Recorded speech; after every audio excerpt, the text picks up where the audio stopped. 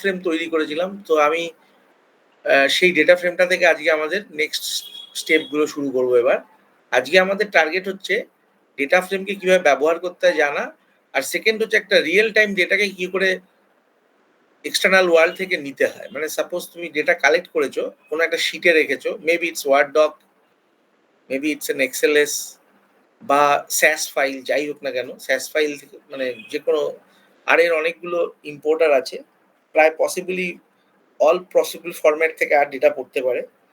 তো আমরা traditionally এক্সেলটা use করি, টেক্সট ফাইল আর এক্সেল ফাইল বা এক্সএলএস, কমাসঅ্যাপ, সিএসভি এগুলো ইউজ করি আমরা। তো যেগুলো ট্র্যাডিশনালি ইউজ হয় আমরা সেগুলোই করব। তার আগে আমরা ডেটা ফ্রেম নিয়ে ডিল করার কিছু মেকানিজমস আছে, তো সেইটা আমরা দেখবো আর কি। ঠিক আছে, তো আমাদের কালকে ডেটা ফ্রেমটা ছিল এরকম, একটা ছিল স্টুডেন্ট ভেক্টর এসটি, আরেকটা ছিল এজ ভেক্টর মানে ওই তিনটে স্টুডেন্টের এজ, আরেকটা ছিল জব টাইপ ভেক্টর মানে তিনটে। স্টুডেন্ট ভেক্টর ঠিক বলা যায় না, স্টুডেন্ট না দিয়ে এটাকে আমরা বলি এমপ্লয়ি। ঠিক আছে, কারণ স্টুডেন্ট হলে জব টাইপটা একটু সামটাইম মিসনমার হয়ে যায়, কারণ স্টুডেন্ট মানে তো স্টুডেন্ট। হ্যাঁ, ওকে। সো অনেক স্টুডেন্ট জব নাও থাকতে পারে, সেটাকে আমরা ইএমপি করলাম। ডেটা ফ্রেমের এটাকেও আমরা ইএমপি করলাম, মানে এমপ্লয়ি বলতে চাইছি, অর সে পার্সন, পিইআর। এখানে আমরা পিইআর করে দিলাম। ঠিক আছে, তো এবার আমরা বললাম যে তিনটে ভেক্টর, এই তিনটে ভেক্টর, এগুলোকে তুমি যদি একটা ডেটা ফ্রেমে করতে গেলে ভেক্টরগুলোকে পরপর অ্যাড করে একটা ডেটা ফ্রেম বানানোর জন্য আর এর মধ্যে একটা এই ধরনের কমান্ড আছে, ডেটা ডট ফ্রেম, এবং পরপর তিনটে ভেক্টর লিখলেই ওই ভেক্টরগুলো একটা কলাম ওয়াইজ প্লেসড হয়ে যাবে। তার মানে ওই ডেটা ফ্রেমটার তিনটে কলাম থাকবে। তো এবার এই ডেটা ফ্রেমটা আমরা রান করছি। সাপোজ প্রথমে এইটাকে রান করেছি, কন্ট্রোল এন্টার, ওই ভেক্টর তৈরি হলো। কালকে আমরা রানটা করে গেছিলাম, তো আজকে একবার রান করে নিচ্ছি। Now I am creating the df1. Now let's see how df1 looks. This is what the df1। এখন লক্ষ্য করো এখানে কি কি আছে। প্রথমে দেখো পার বলে একটা ভেক্টর আছে, ইফ ইউ নোটিস দুটো সাইডেই দেখো, এনভায়রনমেন্টের মধ্যে গিয়ে দেখো এটা হচ্ছে ডিএফ, তার মধ্যে তিনটে ভ্যারিয়েবল আছে। ভ্যারিয়েবল আর কলাম মানে সেম জিনিস, পার, এজ, জে টাইপ, এবং তারা কি ভ্যালু হোল্ড করে আছে সেটা তোমার এনভায়রনমেন্টে দেখাচ্ছে। এবার নিচে যখন df1 কে রান করেছি আমি, তখন এইখানে অ্যান্সারটা দেখাচ্ছে। So it's fine. এবার প্রথম কথা হচ্ছে ডেটা ফ্রেমের বেশ কয়েকটা ফাংশনস আছে যেগুলো আমাদের খুব সবসময় কাজে লাগতে থাকে। প্রথম একটা ফাংশন আমি বলছি, যেমন ধরো ভ্যারিয়েবল নেমস গুলো আমরা কিভাবে জানবো। Suppose if I write names of df1, names বলতে বোঝায় কলামের নেমগুলো বা ভ্যারিয়েবল নেমগুলো। So if you hit enter you will get all the column names, পার, এজ অ্যান্ড জে টাইপ। যখন রিয়েল টাইম কাজ করব আমরা, তখন তিনটে কলাম থাকবে না। So you might have say 50 columns in a data, মানে 15টা 50টা ভ্যারিয়েবল থাকতে পারে, বিভিন্ন ইনফরমেশন কালেক্ট করি আমরা। সো ইন দোজ কেসেস এই একটা স্ক্রিনের মধ্যে এতগুলো আসবেই না। So that point of time তুমি যদি এইভাবে নেমস গুলোকে দেখো, then you can just only see the names. Okay, that's the only thing. সুতরাং নেমস মানে হচ্ছে তাই। আরেকটা জিনিস লক্ষ্য করো সবাই, যখনই ডেটা ফ্রেমটাকে খুলছি আমরা, এই লেফট মোস্ট সাইডে এই 1 2 3 এগুলোকে আমরা বলি রো, মানে first row Rahul 24 government, second rho Parimal 25 private, third rho রাখি 24 বিজনেস। এবার কলাম সবাই বুঝতে পেরেছো, রো সবাই বুঝতে পেরেছো, বাট যদি তখন আমরা রিসার্চের টার্মিনোলজি গুলো কলাম আর রো নয়, কলাম আর রো টার্মিনোলজিটা মেনলি ইউজ হয় হচ্ছে ডেটাটা স্টোর করার সময়। রিসার্চের টার্মিনোলজি হচ্ছে কলামগুলোকে আমরা বলি ভ্যারিয়েবলস আর রো গুলোকে আমরা বলি অবজারভেশনস, মানে প্রত্যেকটা রো হচ্ছে একটা অবজারভেশনস।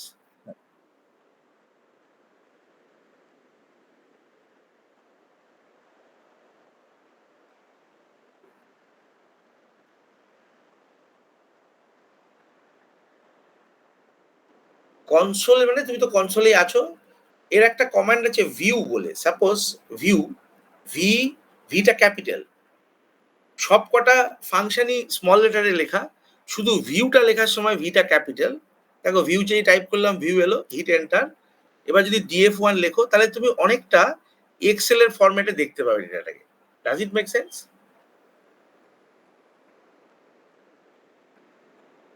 এবার তুমি কনসোলে আনা বলতে কি বলছো বলো? কনসোলেই তো আমরা আছি।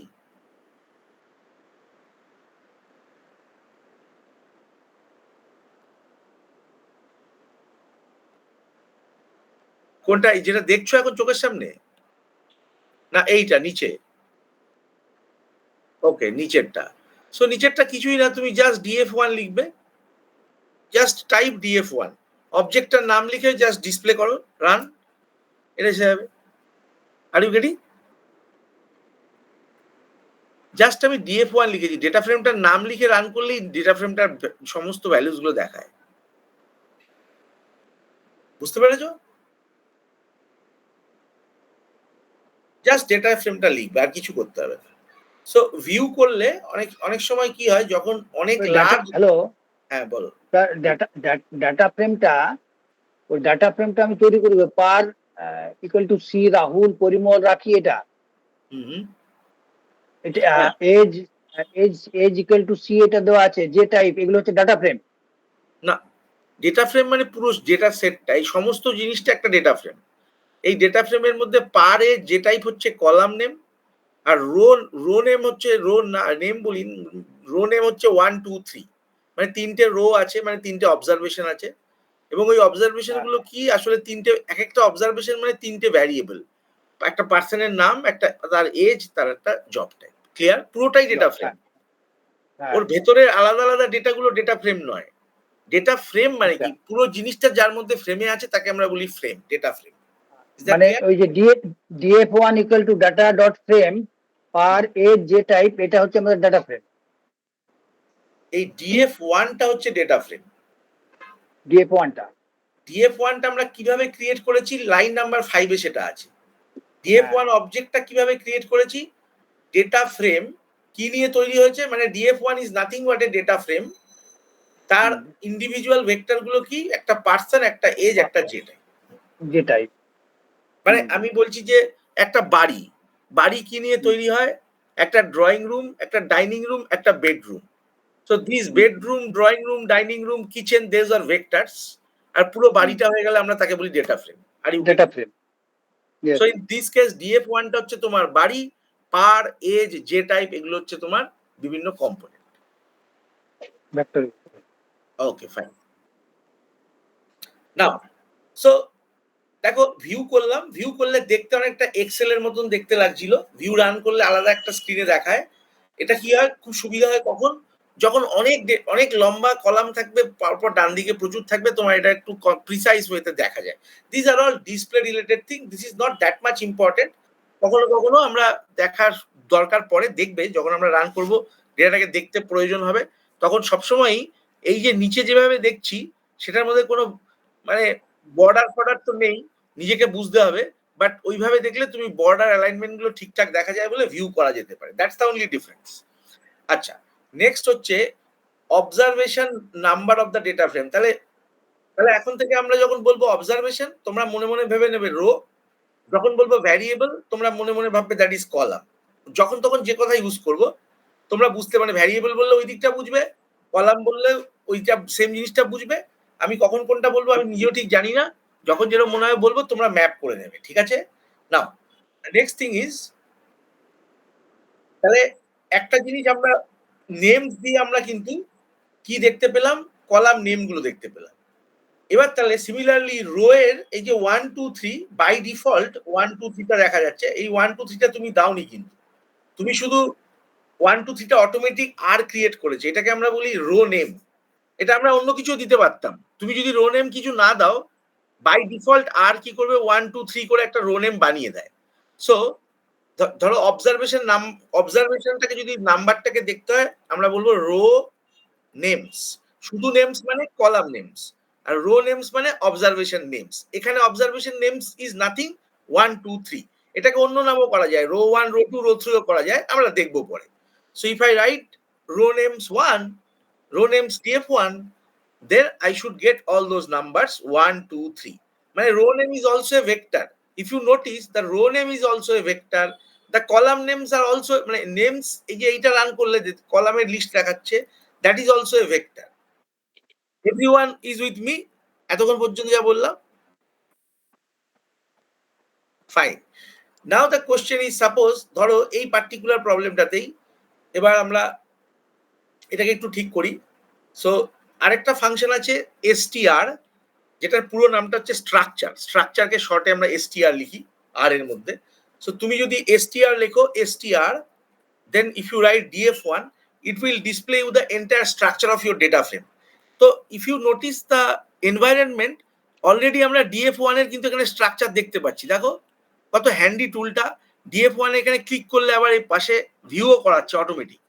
ওকে, সো অলরেডি স্ট্রাকচারটা দেখা যাচ্ছে, বাট স্টিল যখন এনভায়রনমেন্ট ভ্যারিয়েবল অনেক ডেটা তুমি তৈরি করতে থাকবে, মনে করো 10 মিনিট আগে যেটা দেখেছো যে ডেটা ফ্রেমটা, সেটা তো আর এনভায়রনমেন্ট ভ্যারিয়েবলে দেখাবে না, মানে দেখাবে উপরে স্ক্রোল করতে হবে। সেক্ষেত্রে ডাইরেক্ট স্ট্রাকচার কমান্ডটা দিয়ে রান করলে তুমি ওই জিনিসটা এখানে পেয়ে যাবে। দেখো যেই রান করলাম, এটা কি ডেটা ফ্রেম, 3টে অবজারভেশনস আছে আর 3টে ভ্যারিয়েবলস আছে। প্রত্যেকটা ভ্যারিয়েবলের নাম দেওয়া আছে এবং তার অবজারভেশন গুলোর ভ্যালু গুলোও দেওয়া আছে। এখন কোশ্চেন হচ্ছে যে যদি খুব লার্জ ডেটা সেট হয়, এটা ডট ডট ডট দেখাবে, কিছুক্ষণ পরে আর দেখাতে পারবে না। 3টে বলে দেখাতে পারছে, এরপরে আর দেখাবে না, ডট ডট ডট দিয়ে বলবে, লাস্ট এটা দেখিয়ে দেবে। সো তার দেখার অন্য কৌশল আছে, সেগুলো আমরা শিখবো। কিন্তু আমি বলছি this gives you the structure of the data frame. What do you mean by the structure? How many observations, how many variables, আর প্রত্যেকটা ভ্যারিয়েবলের টাইপ কি, মানে যেহেতু ভেক্টর, এটা ক্যারেক্টার ভেক্টর, এটা নিউমেরিক ভেক্টর, এটা আবার character vector. So every all this detail that will be given to you. Everyone is with me till now?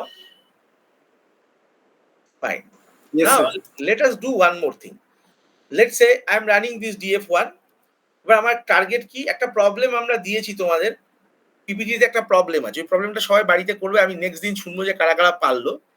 সেই আমি কিন্তু প্রবলেমটা ডাইরেক্টলি ইনডাইরেক্টলি এই আলোচনাগুলোর মধ্যেই বলবো, কিন্তু তোমরা একা একা বাড়িতে করতে পারার কথা। সাপোজ মনে করো আমার মনে হলো যে এই ডেটা ফ্রেমটা প্রেজেন্টেবল নয়, এই পিআর দিয়ে কিছু বোঝা যাচ্ছে না, এটাকে আমরা পার্সন বানাবো, এটাকে আমরা এজ বা এজটা ঠিক আছে, যে টাইপটাকে আমরা জব বলবো, ঠিক আছে, যাতে কিনা বুঝতে পারে সবাই, ঠিক আছে। আর এই 1 2 3টাকে আমরা চেঞ্জ করে দেবো রো 1 রো 2 রো 3, ইচ্ছে করে করতেই পারি আমরা এইসব। Fine, that's what we will do. Before that আমরা আরেকটা ছোট্ট জিনিস জানবো, সেটা হচ্ছে ওকে ডিম। ডিম বলে একটা ফাংশন আছে। ডিম মানে হচ্ছে ডাইমেনশন। মানে ডাইমেনশন মানে কি, কতগুলো রো আছে আর কতগুলো কলাম আছে। যেহেতু এটা ডেটা ফ্রেম, যদি এটা ভেক্টর হতো, ভেক্টরের ডাইমেনশন হতো কি শুধু লেংথ, কারণ ওটা তো ওয়ান ডিমেনশনাল, ওর রো কলাম তো হয় না, একটাই হয়। এখানে যেহেতু ট্যাবুলার ফর্মে আছে, তাই এর দুটো ডিমেনশন, একটা রো একটা column. So if I write dimension of df1, it will give me 3,3। That means 3টে রো আছে, 3টে অবজারভেশন আছে আর 3টে ভ্যারিয়েবল আছে। So this is called dimension. এটা হচ্ছে ডিম বললে আমরা, তার মানে যদি যে কোনো একটা আমরা বড় একটা ডেটা ফ্রেম নিই, তার ডিম চালালে পরে আমরা কতগুলো তার মধ্যে অবজারভেশন আছে এবং কতগুলো তার মধ্যে ভ্যারিয়েবলস বা কলাম আছে, সেটা আমরা ডিম দিয়ে দেখতে পারি। মিলিয়ন থাকলে মিলিয়নটাই দেখাবে এখানে। Okay, so that's the one, you can count all this rows and everything using this dim. ঠিক আছে, now suppose say what I am doing here, names df1. Currently, what is your names df1? Par age j type. Now it's a vector. What I want, পারটাকে আমি person করে দেব, age ঠিকই আছে, যে টাইপটা job করে দেব। তাহলে আমি বলবো নেমস df1, এটা একটা, তার মানে এই ভেক্টরটা চেঞ্জ হবে। ভেক্টরটা চেঞ্জ হয়ে তার কম্পোনেন্ট গুলো কি হবে, প্রথমটা হবে পার্সন, তারপরটা হবে এজ ঠিকই আছে, তারপরটা হবে job. So let's redefine names df1 equals two, কি লিখবো এবার, একটা নতুন ভেক্টর, তার মধ্যে প্রথমটা হবে পার্সন, তারপরটা এজ, তারপরটা জব। কি লিখবো এবার, কি করে এই ভেক্টরটা বানাবো আমরা, নতুন ভেক্টরটা? এনিওয়ান, নতুন ভেক্টরটা আমরা কিভাবে বানাবো? মানে কারেন্টলি এই ভেক্টরটা আছে, এটাকে আমরা চেঞ্জ করে কি বানাবো, প্রথমটা পার্সন, তারপরটা এজ, তারপরটা জব। কি করব, ক্যান এনিবডি টেল মি? না ওটা দেখো, ওটা তোমার করতে পারে তোমাকে এই নেমস df1 মানে কি এই ভেক্টরটা তো এই ডেটা ফ্রেমের সঙ্গে উপরে অ্যাটাচড হয়ে আছে, এই ভেক্টরটাকে বদলালেই ওটা চেঞ্জ হয়ে যাওয়ার কথা, because this vector is part of the data frame. Am I not right? Are you getting? মানে নেমস df1 টা চেঞ্জ করতে হবে। what I am saying is that যদি কেউ না বুঝতে পারো, let me open this one. মানে আমি বলছি যে what I am saying is that names df1, this is nothing but a vector, but এই ভেক্টরটার এক্সিস্টেন্সটা তো ডেটা ফ্রেমের সঙ্গেই আছে, মানে ডেটা ফ্রেমের উপরে ভ্যারিয়েবল নেমগুলো যে ভেক্টরটা সেটাই এটা, তাই নয় কি? এই ভেক্টরটা আসলে কি? যদি তোমার ডেটা ফ্রেমটা এরকম হয়, 3টে রো 3টে কলাম হয়, ধরো এরকম টাইপের ডেটা ফ্রেমটা হবে, তাহলে এইটার নাম হচ্ছে এইটার নাম এখানে, এটার নাম এখানে। তার মানে when I say names df1, এটা এখন আছে হচ্ছে কি per, তারপরে আছে হচ্ছে গিয়ে age, তারপরে আছে গিয়ে j type. So I can update this by I will create a new vector c. First component will be person, second component will be say age, and third component will be say job. So what will happen, এই যে data ফ্রেমটা ছিল সেটার এখন update হয়ে যাবে এই ভেক্টরটা দিয়ে, সরি এই যে ভেক্টরটা ছিল, সরি এই নতুন ভেক্টরটা দিয়ে আপডেট হবে। তার মানে প্রথম কম্পোনেন্টটা পার্সন হয়ে যাবে, তারপরেরটা এজই থাকবে, তারপরেরটা জব হয়ে যাবে। Does it make sense to you? Please tell me yes or no. বুঝতে পেরেছি। Therefore, what I am doing is that if you want to rename the variables, then you just write this code. So C, and I am giving a person, পার্টটাকে change করলাম, first element, second element say এজই থাক, আমি এটা capital করে দিলাম, দেখতে ভালো লাগবে। আর আরেকটা হচ্ছে আমি কি বললাম, job. Now if I execute this, then actually কোথায় চেঞ্জটা হবে? df1 এর নেমসে হবে, তারপরে ওই ভেক্টরটা হবে। দেন আফটার এক্সিকিউটিং দিস, এবার তুমি যদি df1 কে দেখতে চাও, এই দেখো df1, I am now running the df1, so let me run after this df1. If I run, now you can see the variable changes. Does it make sense? Now using the same idea, can anybody tell me যে এই rho names df1 মানে কি? That is what your 1 2 3, তার মানে এই ভেক্টরটা। Now I want to make it row 1 row 2 row 3. What I will do? Tell me. Tell me.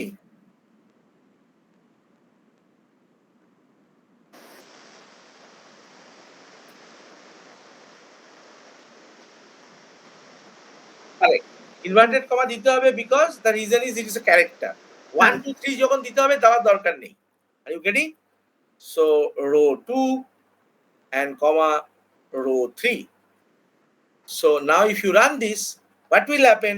Actually ওই row name vectorটা, sorry, row 3 not found. Oh, row 3 কেন? এখানে আমরা course দিতে ভুলে গেছিলাম।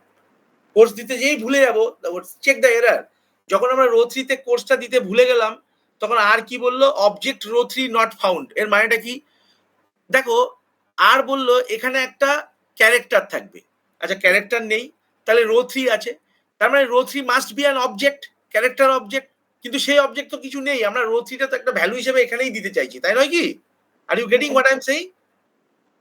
রো 3 বলে কিছু এক্সিস্ট করে না, মানে রো 3 নামটা এক্সিস্ট করে না টিল নাও। সেজন্য রো 3 অবজেক্ট বলে কিছু খুঁজে না পেয়েও বললো রো 3 নট ফাউন্ড। ভালো করে বোঝো এটা। This are what people are always cared about the programming. What I said, যখন আমি বলছি row names df1 equals to c, এবার এখানে লিখছি রো 1 কমা রো 2, এই অবধি ঠিকই ছিল আমার।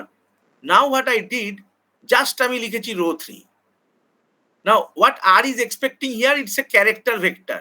So this is not a character because you have not encapsulated this value by course. তার মানে আর এটা বুঝতে পারলো না। Then what could happen, আর ভাবলো হয়তো রো 3টা কোথাও ডিফাইন করা আছে, রো 3 ইকুয়ালস টু এরকম একটা কিছু ডিফাইন নাম আছে, কিছু একটা xyz। দেন এরকম যদি থাকতো ডিফাইন করা, তাহলে আর কিন্তু এই রো 3 লেখা থাকলেও রান করতো, তখন XYZ ভ্যালুটাকে পুট করতো। Are you getting what I am saying? Because what is row 3? It's a character object. তার মানে what R wants here, a character object. Either that could be supplied by a course directly, or you can assign an object here, but that object must be defined already in the in your earlier code, যেটা আমরা করিনি। সেই জন্য যখন আমরা rho 3টা শুধু লিখলাম, আর বলছে রো 3 ডাজন্ট এক্সিস্ট, মানে আমি বলছি দেখো রো 3 ডাজন্ট এক্সিস্ট, এটা চালালে পরে আর অবজেক্টটাকে খুঁজতে গিয়ে বলছে রো 3 নট ফাউন্ড। কিন্তু আমি যদি এটাকে কোর্সের মধ্যে দিই, দুটো জিনিস করছি। এবার যদি চালাই, then this becomes a character object because I have quoted insert, মানে I have written down inside the code. So if you hit enter, the দেখো এটা created. So this is successfully executed. So now if you run this df1 again, so suppose here I am writing df1 again, hit enter, see row 1, row 2, row 3 you can see here. Is that clear to everybody? Any question?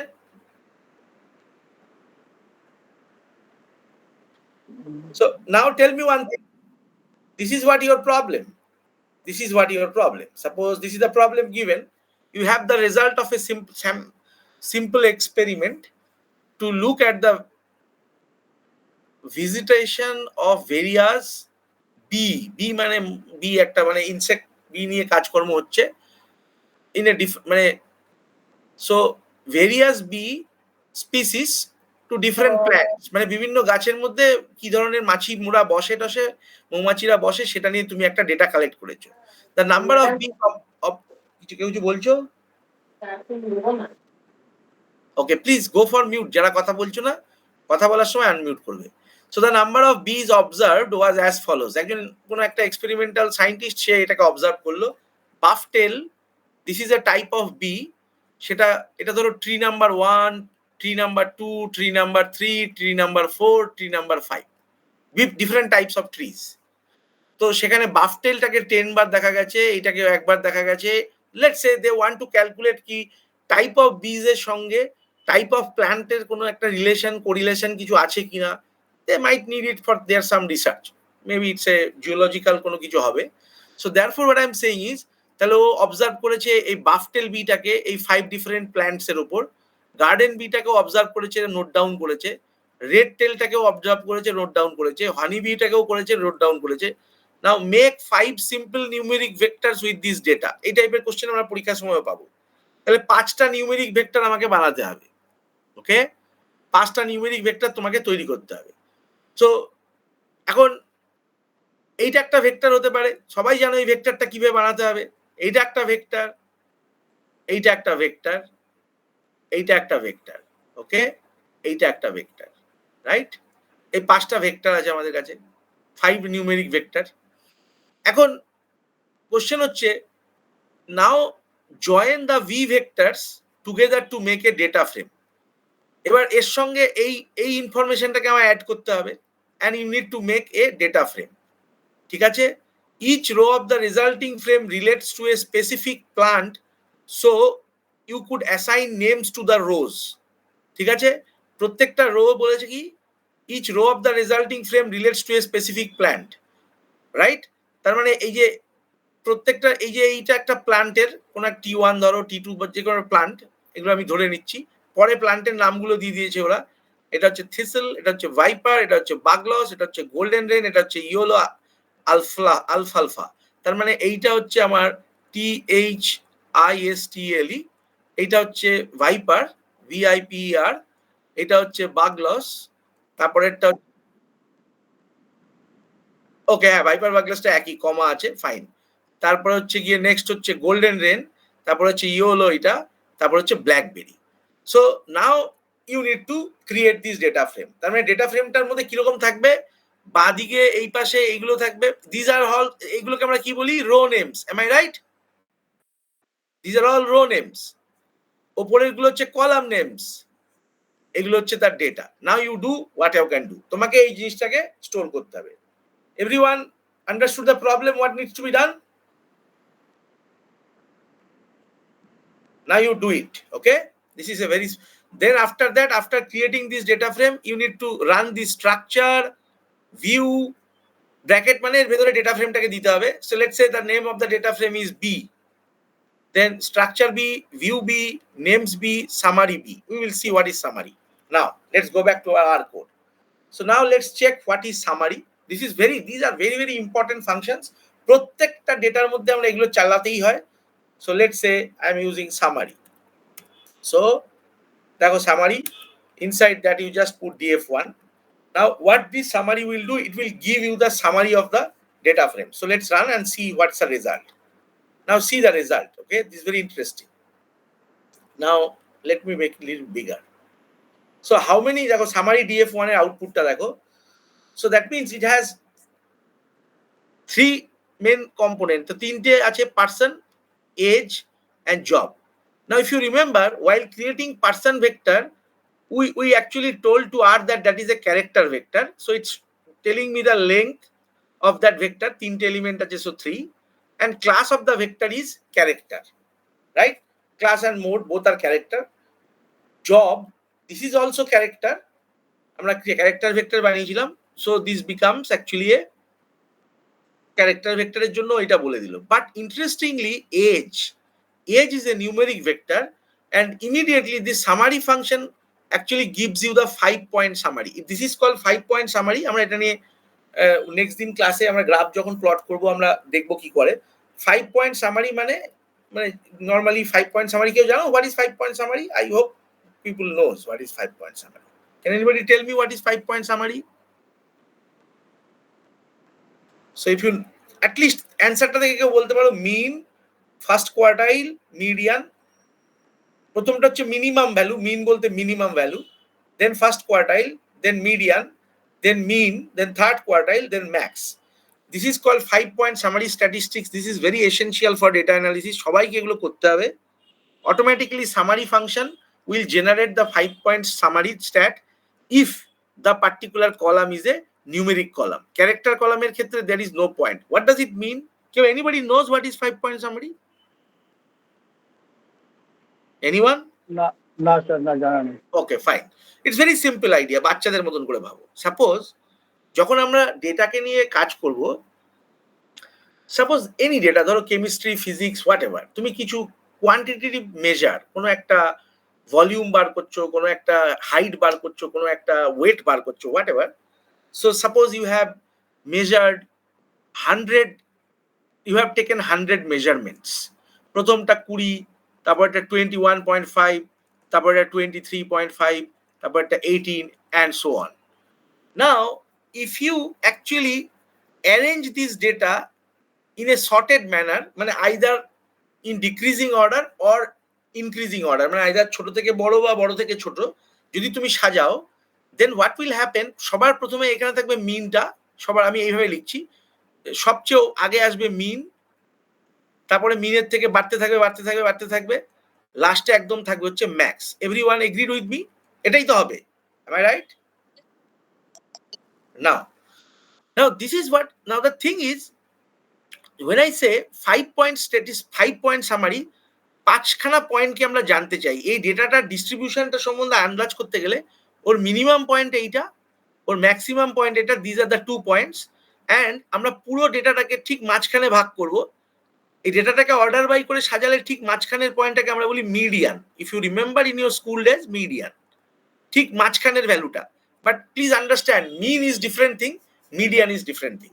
মিন মানে হচ্ছে average, median মানে হচ্ছে ওটাকে তুমি সাজাবে ছোট থেকে বড়, ঠিক মাঝখানে যে রেখাটা আসবে that is what the median.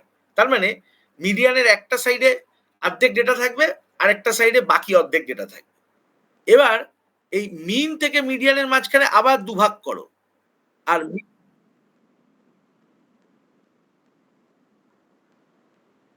Minimum plus maximum divided by 2, মানে এটা কি বার করছো?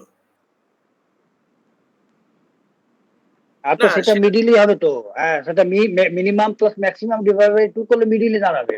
না, সেটা তো ইন্ডেক্স. আচ্ছা তোমরা বলো, if I give you a data, say suppose আমি ছোট্ট একটা এক্সাম্পল নিচ্ছি. লেটস সে প্রথম অবজারভেশনটা 5, then 3, then 7, then 8, then 2. Now what is median? To get the median তোমাকে আগে প্রথমে ডেটাকে সাজাতে হবে। So let's do it. প্রথমে 2 এর পরে 3 এর পরে 5 এর পরে 7, তারপর 8। Now this is what your minimum number, this is what your max. And তাহলে কটা এলিমেন্ট আছে? 1 2 3 4 5, তাহলে ঠিক মাঝখানে এইটা পড়ছে। So you are talking about the index, I am not talking about the index. আমি বলছি মাঝখানের ভ্যালুটা কত। That is not mean plus max by 2। সেটা তো তুমি জানো না যে মাঝখানের পজিশনটা সেটা হতে পারে, কিন্তু ওই পজিশনের ভ্যালুটা হচ্ছে median. So this 5 is the median. Are you getting what I am saying? Yes, sir.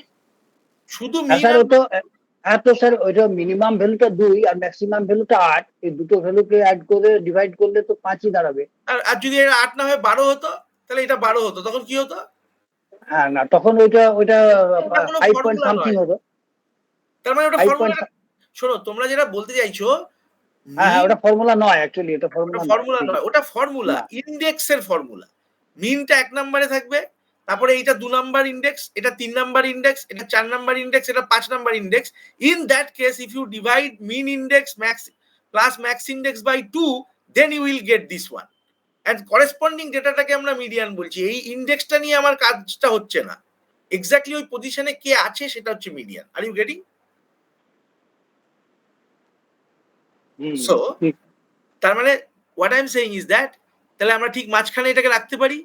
এটাকে আমরা যেটা থাকবে, যে এখানকার মেম্বার হবে সেটা তো আমি জানি না, ডেটাটা দেখলে বুঝতে পারবো। হ্যাঁ, তুমি কত নাম্বারটা সেটা হবে সেটা জানতে পারবে, কিন্তু সেটা কি ভ্যালু আছে তুমি তো জানো না, রাইট? সো যেমন এবার নেক্সট, এখান থেকে এইটুকু অংশকেও তুমি দুভাগ করতে পারো, এইটাকেও দুভাগ করতে পারো, আবার এই অংশটাকেও তুমি দুভাগ করতে পারো। এটাকে আমরা বলি Q1। Please go for mute. কেউ একজন কথা বলছো, অন্য আমাদের ক্লাসের বাইরে যে কথা বলছো কাইন্ডলি মিউট করো। সো এটাকে আমরা বলি Q1, এটাকে আমরা বলি কোয়ার্টাইল 1। কোয়ার্টাইল মানে 4 ভাগ করলে একটা ভাগকে কোয়ার্টাইল বলি। আর এটাকে আমরা বলি Q3। মানে এগুলো খুব আমাদের কাজে লাগবে, আমরা কালকেই বক্স প্লট আঁকবো ক্লাসে, তখন এইটা দিয়ে আঁকতে হবে। তার মানে what happens, so in this case এই ডেটাটার ক্ষেত্রে এটা হচ্ছে মিন, 2টা হচ্ছে মিন, মিডিয়ানটা হচ্ছে 5, কোয়ার্টাইল 1 মানে এই দুটোর মাঝখানে কে আছে? এইটা, that is what quartile 1। And এইটার মাঝখানে 7 আছে, এটা হচ্ছে কোয়ার্টাইল 2। অল্প ডেটা আছে বলে সহজ হয়ে গেল। অনেক লার্জ ডেটা থাকলে তখন তো তোমাকে ক্যালকুলেট করতে হবে। তার মানে আমি কি বলতে চাইছি, ডেটাটাকে সাজিয়ে পুরো ডেটাটাকে আমরা মাঝখানে একটা ভাগ করলাম, dot dot dot dot dot, এদের মাঝখানে আরেকটা ভাগ করলাম, এদের মাঝখানে আরেকটা ভাগ করলাম। আমি এটা বলতেই পারি, এইটুকুর মধ্যে প্রথম 25% ডেটা আছে, এইটুকুর মধ্যে পরের 25% ডেটা আছে, এইটুকুর মধ্যে পরের 25% ডেটা আছে, এই লাস্ট ঘরটার মধ্যে আবার 25% ডেটা আছে, because it's arranged in ordered manner. তার মানে মিডিয়ানের রেসপেক্টে 50% ডেটা এইদিকে থাকে, এইদিকে 50% থাকে। তো এইটাকে আমরা বলি কোয়ার্টাইল, এই পয়েন্টটাকে বলি কোয়ার্টাইল, কারণ 25% মানে 1/4। এটা হচ্ছে কোয়ার্টাইল 1। এইটাকে আমরা বলি মিডিয়ান বা কোয়ার্টাইল 2 অর মিডিয়ান, দুটো মানে একই দুটোর। অ্যান্ড দ্য ফাইনাল ওয়ান, এটাকে আমরা বলি Q3, এটাকে আমরা বলি ম্যাক্স, এটাকে আমরা বলি mean. And this is what your 5 point summary. Now what is the interesting part, কখন এটা আমার কাজে লাগবে? সাপোজ আমরা একটা এক্সপেরিমেন্ট করছি, সাপোজ আমরা let's say any type of experiment, chemistry, physics, education, what ever, কিরকম।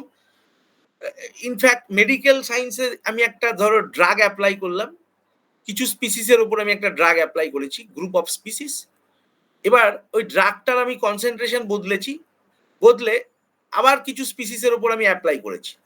নাও বিকজ অফ দিস ইভেন্ট, ধরো এই স্পিসিস মানে এখানে 10টা কোনো অ্যানিমেল বা কিছু একটা আছে, এখানেও 10টা আছে, ওকে।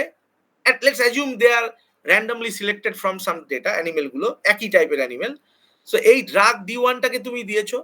নাও because of this drug D1, এদের একটা মেজারমেন্ট তুমি পাবে, আইদার গ্রোথ অথবা কিছু একটা, কোনো একটা কিছু মাপছো, মানে তার ওয়েট, হোয়াট এভার। তার মানে you will get 5 different values for this, right? তো সেটা নিয়ে তুমি একটা 5 পয়েন্ট সামারি ড্র করতে পারো, মানে 5 পয়েন্ট মার্ক করতে পারো, যে এই যে ওয়েট গুলো আসলো, আমি 5টার বদলে এখানে 100টা ধরো এনিমেল আছে, এখানেও 100টা এনিমেল আছে। এই 100টা এনিমেলের যে মেজারিং বা যেটা মেজার করতে চাইছো সেগুলোকে তুমি ধরো সব ভ্যালুস গুলোকে অর্ডার বাই করে সাজালে 5টা পয়েন্ট তুমি পাবে, 5 পয়েন্ট স্ট্যাটিস্টিক্স। সিমিলারলি এর ক্ষেত্রেও তাই পাবে।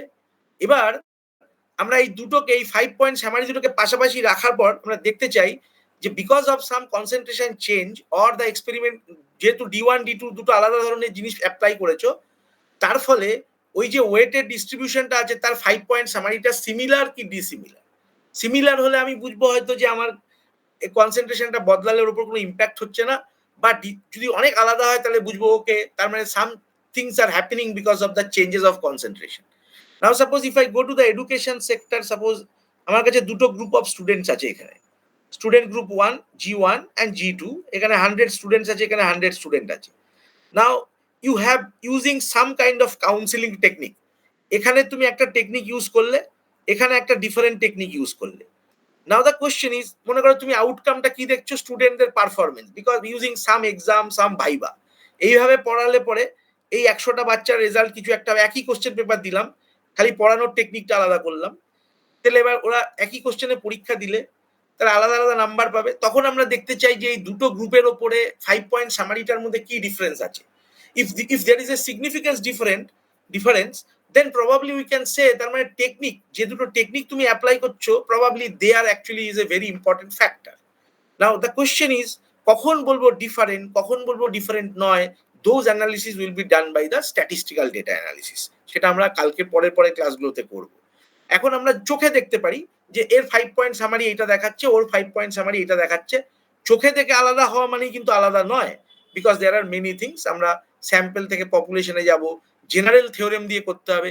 তুমি যে এক্সপেরিমেন্টটা করছো একটা সার্টেন স্যাম্পলের ওপর করেছো, কিন্তু তুমি যখন থিওরেমটা বার করবে, একটা থিওরি তৈরি করবে, সেটা অ্যাপ্লিকেবল হবে গোটা সোসাইটিতে বা গোটা পপুলেশন গ্রুপে। এক্সপেরিমেন্টটা 100টা জিনিস নিয়ে করেছো, কিন্তু থিওরিটা যখন জন্ম নেবে আমরা বলবো it is applicable to all this type of species. এই যে স্যাম্পল থেকে পপুলেশনে কমেন্ট করা, তার জন্য কিছু স্ট্যাটিস্টিক্যাল টেকনিক্স আছে, সেগুলো আমরা অল্প অল্প ভিজুয়ালাইজ করবো এই কোর্সটার ভেতর একটু কিছুদিন পর থেকে। এই প্রথম যে আমরা কাজটা করছি, 5 পয়েন্ট সামারিটা বানাচ্ছি, এটা আমরা স্যাম্পলের থেকে বানাচ্ছি। এবার এই দুটো ডিফারেন্ট হওয়া মানে, দুটো গ্রুপের 5 পয়েন্ট সামারি ডিফারেন্ট মানে কিন্তু যে ডিফারেন্ট বলে দেওয়া যায় না, কখন ডিফারেন্ট হবে বাট আলাদা হলেও ডিফারেন্ট অতটা নয়, এগুলো মেজার করার জন্য there are several statistical testing techniques আছে, যেগুলো আমরা দু একটা শিখবো এখানে। লাইক ধরো কিছু টি টেস্ট, অ্যানোভা, লাস্টের দিকে গিয়ে কোরিলেশন ইত্যাদি ইত্যাদি আমরা করব। সেখানে আমরা দেখতে পাবো যে কখন এটা অ্যাকচুয়ালি রিয়েলি ডিফারেন্ট হবে। তো আমি এখানে জাস্ট এটা বলতে চাইছি যে this is what it is very important, this 5 point stat. Everyone is at least clear what is 5 point statistics? Clear হয়েছে, ওকে, সো দেয়ারফর হ্যাঁ স্যার। হ্যাঁ, তো সামারিতে দেখো, সামারিতে যদি নিউমেরিক ভ্যারিয়েবল হয়, তাহলে 5 পয়েন্ট স্ট্যাটিস্টিক্স এর সঙ্গে একটা এক্সট্রা জিনিস দিচ্ছে মিন, ঠিক আছে? Because mean is also an important. Mean মানে কি, সব যোগ করে ডিভাইড করে দেওয়াটা হচ্ছে mean. That is also an important metric. এগুলোকে আমরা বলি সেন্ট্রাল টেন্ডেন্সি। কোনো ডিস্ট্রিবিউশনের মাঝখানটা বোঝার জন্য মিন, মিডিয়ান, মোডকে জানতে হয়। We will discuss it later. Now, so everyone understood what is the essence of the summary. Now let me do one more thing. Suppose আমরা কালকের আগের দিন ফ্যাক্টর শিখেছিলাম, যেই আমরা এটাকে ফ্যাক্টর বানাবো, দেখবে পুরো পিকচারটা অন্যরকম হয়ে যাবে, সামারিটা একদম আরো বেশি ইনফরমেশন তোমাকে দিতে আরম্ভ করবে। Please understand, just you are running summary, it's giving you many information together. তোমাকে আলাদা আলাদা করে মিন জিনিস বার করতে হচ্ছে না, একসঙ্গে সবও দিয়ে দিচ্ছে বার করে। ওকে, নাও সাপোজ আমরা একটা কাজ করি, এখানে আমাদের ডেটাটা নিই। ডেটাটার মধ্যে কি ছিল, তিনটে ডেটা ছিল। Suppose job, can anybody tell me person, age are job? এজটা তো নিউমেরিক হয়ে গেছে। If you remember factor, factor মানে কি, যেটা দিয়ে তুমি গ্রুপ বানাতে পারবে। ক্যান এনিবডি টেল মি এই তিনটে ভ্যারিয়েবলের মধ্যে কোনটা candidate for grouping? Age, age cannot be a candidate for grouping. The reason is age is a numeric. দেখো, আমি জানি তুমি কেন এজ বলছো, কেন বললে এজ কে গ্রুপিং করবে, এজ দিয়ে কিভাবে, কেন গ্রুপিং, কিভাবে, মানে কিভাবে গ্রুপিংটা করতে চাইছো বলো দেখি।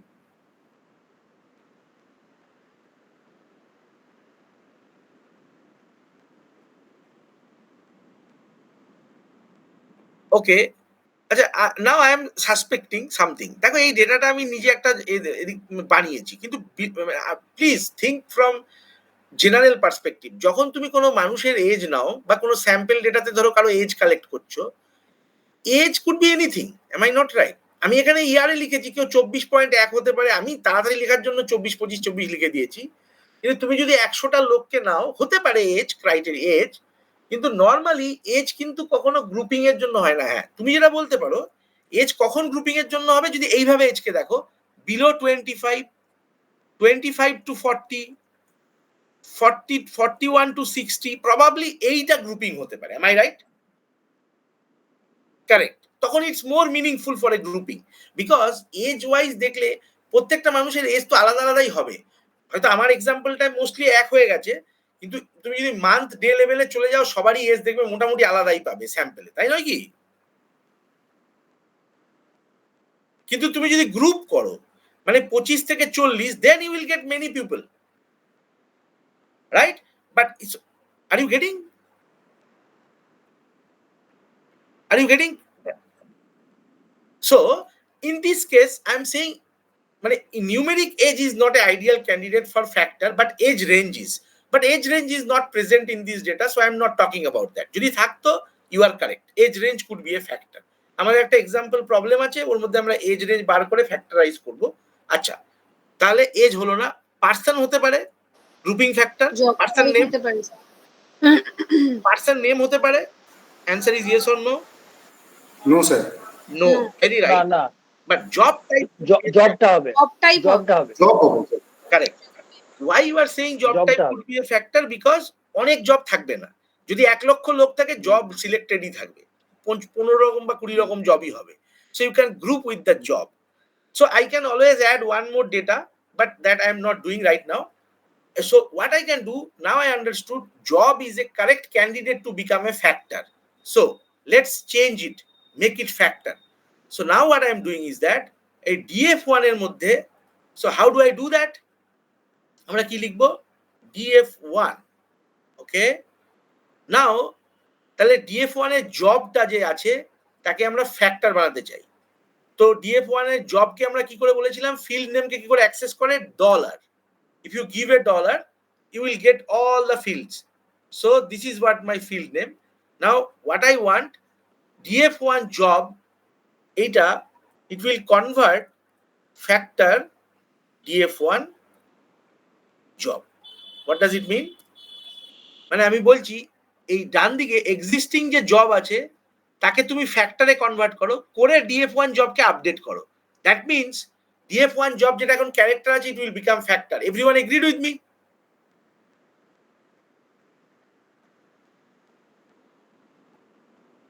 Anybody has any question? Sir এই এটা বিষয়টা আরেকবার বলুন। এটা আরেকবার বললে ভালো হয়। হ্যাঁ, এটা আরেকবার বলতে হবে, তার কারণ হচ্ছে এখানে অনেক নন প্রোগ্রামার আছে। তো ছোটখাটো অঙ্ক, programming is very very connected with your basic mathematical ability. অঙ্ক তো আমরা ছোটবেলায় করেছি, যোগ বিয়োগ গুণ ভাগ। আমি তো কখনো ক্লাস 6 এর উপরে অঙ্ক করতে যাব না, ঠিক আছে? So x equals to x plus 5, এরকম লেখা জীবনে দেখেছো কখনো?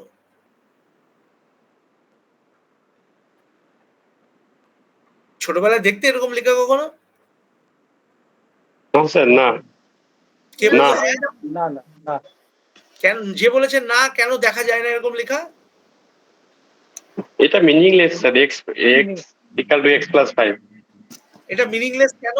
উভয় পক্ষ থেকে এক্স কাটিয়া পাই 0 ইকুয়ালস টু 5। ছোটবেলায় আমরা এরকম করতাম। তোমরা বাংলা মিডিয়ামে যারা পড়েছো, জানি না কে কে পড়েছো, আমরা বলতাম উভয় পক্ষ থেকে এক্স কাটিলে পাই 0 equal to 5। So this is an invalid process, এটা হতে পারে না। সুতরাং x equals to x plus 5 এটা লেখা যায় না। লেখা যায় কখন? যদি এক্সটা, যদি কি হয়, মানে ইন অল সিনারিওতে এটা কখনোই লেখা যায় না। এক্স এর যে কোনো ভ্যালুর জন্য এইটা হতে পারে না। So this is wrong. এই ইকুয়েশনটা ভ্যালিড নয়, কারণ এটা ভ্যালিড হলে 0 ইকুয়াল টু 5 হয়ে যাবে। Are you getting? তাই জন্য আমরা লিখিনি। বাট ইন্টারেস্টিংলি এখানে তোমরা এরকম একটা জিনিস দেখলে, ফ্যাক্টর, তোমরা বলছো x is equal to factor of x. অনেকটা এরকম জিনিস দেখলে না? দেখো লক্ষ্য করে। DF1 জব মানে আমি বলছি জবটা এখন কি হবে, DF1 জবের থেকে ফ্যাক্টর বার করো, সেটাই DF1 জব হয়ে যাবে। মানে তুমি বলছো এক্স এর থেকে ফ্যাক্টর বার করো, করে আবার এক্স সেটাই হয়ে যাবে। দেখো প্রোগ্রামিং এর ল্যাঙ্গুয়েজ এটা হয়, কেন হয়? প্রোগ্রামিং ল্যাঙ্গুয়েজ এটার মানে হলো আগে ডান দিক থেকে মুভমেন্টটা হয়, তো আগে এইটা এক্সিকিউট হবে, যে রেজাল্টটা তৈরি হবে সেটা এখানে দিয়ে দেওয়া হবে, এর সঙ্গে অ্যাসাইন করা হবে। তার মানে আমি এবার লিখছি, এখানটায় কি লিখেছিলাম, DF1 dollar job equals to factor. এটা যদি বুঝতে পারো অনেক কনফিউশন জীবন থেকে দূর হয়ে যাবে। এটার মানে হচ্ছে এটা একটা অ্যাসাইনমেন্ট অপারেটর, সবসময় মুভমেন্ট হবে ডান দিক থেকে বাঁ দিকে। তাহলে ডান দিকে কি আছে, এই জিনিসটা আছে। তাহলে কারেন্টলি এই তার মানে এটা যদি রান হয় আমরা কি পাবো, এই জব বলে যে ক্যারেক্টারটা ছিল, ক্যারেক্টার ভেক্টরটা, সেটা ফ্যাক্টরে কনভার্ট হবে। তার মানে 3টে লেভেল ক্রিয়েট হবে, কারণ 3টে ইউনিক ভ্যালু আছে। আপাতত 3টেই ডেটা আছে, অসংখ্য মানে ইউনিক ভ্যালুগুলো দিয়ে লেভেল ক্রিয়েট হবে। তার মানে তারপরে আমি বলছি, তার মানে ফ্যাক্টরটা তৈরি হলো, এইবার এইটাকে এখানে আপডেট অ্যাসাইন করো। তার মানে যে এক্সিস্টিং জবটা ছিল এখন ফ্যাক্টর দিয়ে আপডেট হয়ে গেল। তার মানে এখন এটা এক্সিকিউট হওয়ার পর জব কলামটা ক্যারেক্টার ভেক্টর থেকে ফ্যাক্টরে কনভার্ট হলো। Does it make sense to everybody? এটা কেন হলো? Because you have started the operation from right hand side. আগে কিন্তু এইটা ছিল না, এটা পরে আসবে। আগে এইটা নর্মালি এক্সিকিউট হবে, যে রেজাল্টটা তৈরি হবে সেইটা এই মানে এই জিনিসটাকে আপডেট করবে। মানে এর থেকে নিলাম, নিয়ে নতুন জিনিসটা পেলাম, পেয়ে এই পুরনো যেটা ছিল এটাকে আপডেট করলাম, এই যায়। ইজ দ্যাট ওকে? হ্যাঁ স্যার, ঠিক আছে। Okay, so that's what in programming language this is a valid statement, by the way. What does it mean? Right to left movement. তার মানে x এর কারেন্ট ভ্যালু ধরো x এর 7 আছে, তাহলে 7 plus 5 12 হলো, 12 will be reassigned back to this x, so x will become 12. Does it make sense?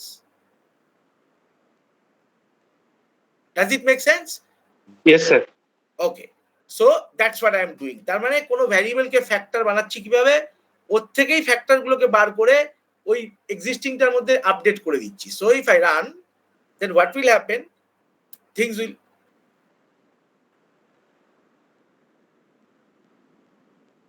তাহলে তো হবে না, ওই জন্য বলছে নট ফাউন্ড। সো ডেটাতে কি আছে, দুটোই ডেটাতে ক্যাপিটালই আছে, তাই না? So let us make it. So আমি দুটোকেই ক্যাপিটাল লেটার করলাম, hit enter, it worked. Now if you run this DF1, see there is no change, because in this data তুমি কোথাও লিখছো না কোনটা কি ফ্যাক্টর না vector. But if you notice the structure, you will see some change. দেখো, job is now a factor with 3 levels. Interesting part হচ্ছে, if I run the summary now, summary DF1, very fantastic thing will happen. দেখো লক্ষ্য করে, জবটাকে যেই factor করেছো প্রত্যেকটা unique ফ্যাক্টরের frequency গুলো বার করে দিচ্ছে। আগে কিন্তু এটা করেনি, যতক্ষণ ক্যারেক্টার ভেক্টর ছিল এইটার মতন দেখাচ্ছিল, পার্সনের মতন। যেই ফ্যাক্টর করে দিলে সামারি নিজে থেকেই সব ক্যালকুলেট করে দিলে। এখানে এক এক এক আছে, যখন মাল্টিপল ডেটা থাকবে তখন 2 3 4ও দেখাবে। Does it make sense to you? Please say yes or no. Sir এখানে Yes, যে yes. এক এক দেখাচ্ছে, তার মানে ওই বিজনেস বা গভর্নমেন্ট জব বা প্রাইভেট জব যারা যারা করে তাদের সংখ্যাটা এক। কারেক্ট কারেক্ট, সেটাই আছে তোমার ডেটা। তুমি ওটাকে 2 করে দাও, এখানে আপডেট হয়ে যাবে সামারি চালালেই। আচ্ছা আচ্ছা। So what I mean to say is that, see how intelligent this thing. Why আমি বলেছিলাম ফ্যাক্টর কেন দরকার। ইফ ইউ তোমার দেখো, সবাই একটা জিনিস মনে রাখবে, your end objective is not to become a programmer.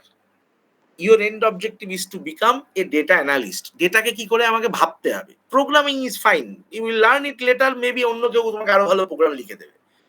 But tell me, in any research problem, what will be the factors that will be decided by the researcher? কোনো প্রোগ্রামার বলবে না, because the domain প্রোগ্রামার ডোমেনটা নাও জানতে পারে। যারা ধরো biology research করছো, তারা কখনো মানে একটা প্রোগ্রামার কখনো বায়োলজি স্পিসিস কি জানবে না, বা যারা এডুকেশন নিয়ে কাজ করছো তাদের যে এডুকেশন মেথোডোলজি আছে সেটা কোনো ডেটা অ্যানালিস্ট বা সফটওয়্যার প্রোগ্রাম যারা করে তারা নাও জানতে পারে। So what could be the factor of your research that will be determined by you. when you say it's a factor, then automatically R will understand, ও আচ্ছা এটা ফ্যাক্টর, মানে এটা দিয়ে ওকে ফ্রিকোয়েন্সি কাউন্ট করতে হবে, এই পার্টিকুলার লেভেলে কত লোক আছে জানাতে হবে। So R will do many things by its own. So that's the reason we need to identify proper factors so that R can do many things automatically. You do not need to bother about all these things. Okay, is that clear to everybody? So therefore it is very important. Okay, let me proceed. So we have now, suppose, now one important thing, df1, let's run the df1. This is what my value. So suppose what I want now, so vector যখন ছিল কি করেছিলাম, ব্র্যাকেটে যদি আমি লিখে দিতাম একটা নাম্বার, ওই পার্টিকুলার এলিমেন্টটাকে দেখাতো। ইফ ইউ রিমেম্বার, সবার মনে আছে ভেক্টর কি করতো? ইফ ইউ রিমেম্বার, সবার মনে আছে ভেক্টর কি করতো? ফ্রম কারেন্ট স্লাইড আমাদের ভেক্টরটা যদি এরকম হতো যে একটা ধরো x is a vector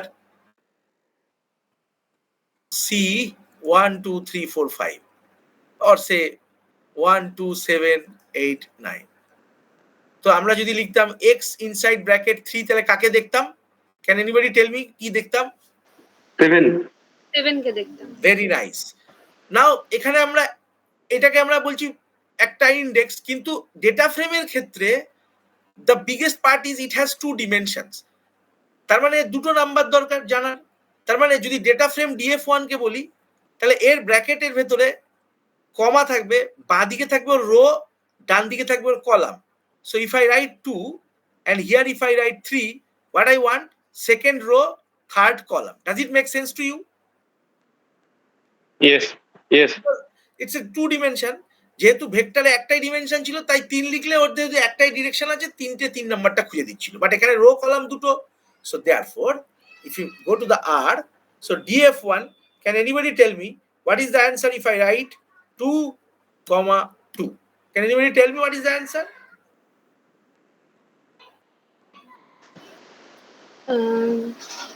sir পরিমাণ 2,2 হচ্ছে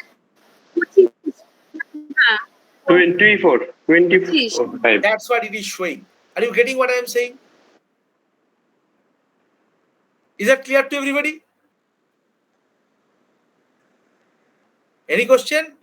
স্যার এটা এটা আরেকবার কি হলো পরিমলের 2 number row. So what is these two? Second observation. What is these two? Variable. Second Variable. observation মানে এইটা, আর variable 2 কোনটা, age টা, তার মানে 25, so it is displaying 25. Are you getting? ঠিক আছে। Right. Now, can anybody tell me what will happen if I write 1:2? Can anybody tell me what it should display? আমি জানি তোমরা পারবে।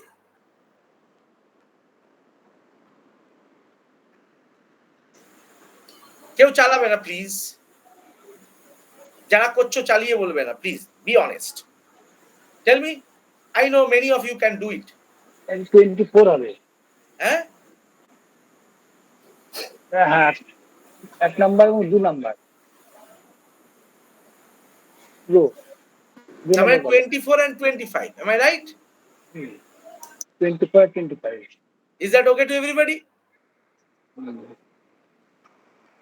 Is that okay to everybody? Yes. Say yes or no. Now can anybody tell me what is the answer of this result? Answer বলবে, 1 number 2 number বলবে না, answer বলো, answer. সবার সামনে ডেটা ফ্রেমটা রাখা আছে। স্যার প্রথমটা হবে 24 আর 2 নম্বরে এনি রাইট, তো 24, হ্যাঁ। তারপর 24, তারপরটা হবে প্রাইভেট। 25 আর private.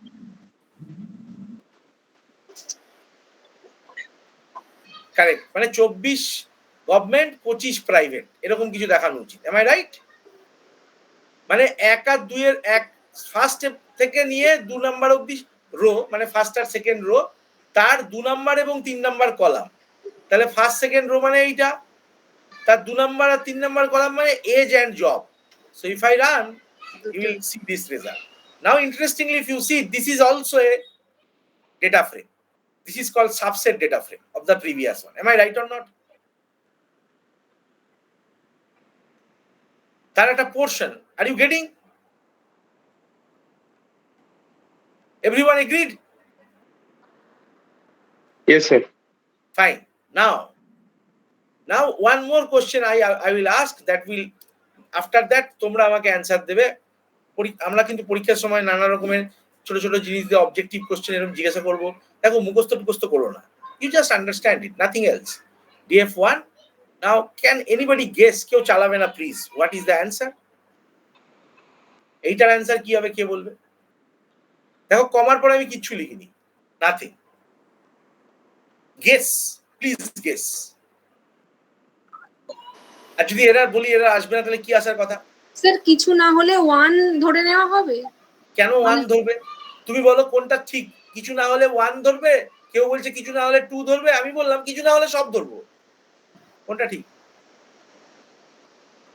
না মানে এর আগে একটা ছিল না যেটা ওই স্পেসিং এরটা, যদি মেনশন করে দেওয়া না থাকতো তাহলে স্পেসিংটা 1 ধরে 1 ইন্টারভ্যালে ধরে ধরে আনসারটা দিত, সেই হিসাবে বললাম। না সেটা তো তোমার সিকোয়েন্সের ডেফিনেশনটাই হচ্ছে বাই ডিফল্ট এক এক মানে সিকোয়েন্স শব্দটাই এসেছে এক এক করে বাড়ার জন্য। আচ্ছা, সেই জন্য বাই ডিফল্ট 1। এবার যখন হবে সব দেখাবে, সবগুলোই দেখাবে, সব দেখাবে। নাথিং মিন্স নাও দেখো দুটো জিনিস আছে, it's there is some logical reason. Nothing মানে হচ্ছে হোয়াট আই এম সেইং, কোনো স্পেসিফিক কিছু চাই না, that means I want everything. So কমার পাশে কিছু না থাকা মানে if you run you will get row 1 and row 2 because you have written 1 to 2 and all the fields. Are you getting? Now can anybody tell me what is the answer of this thing?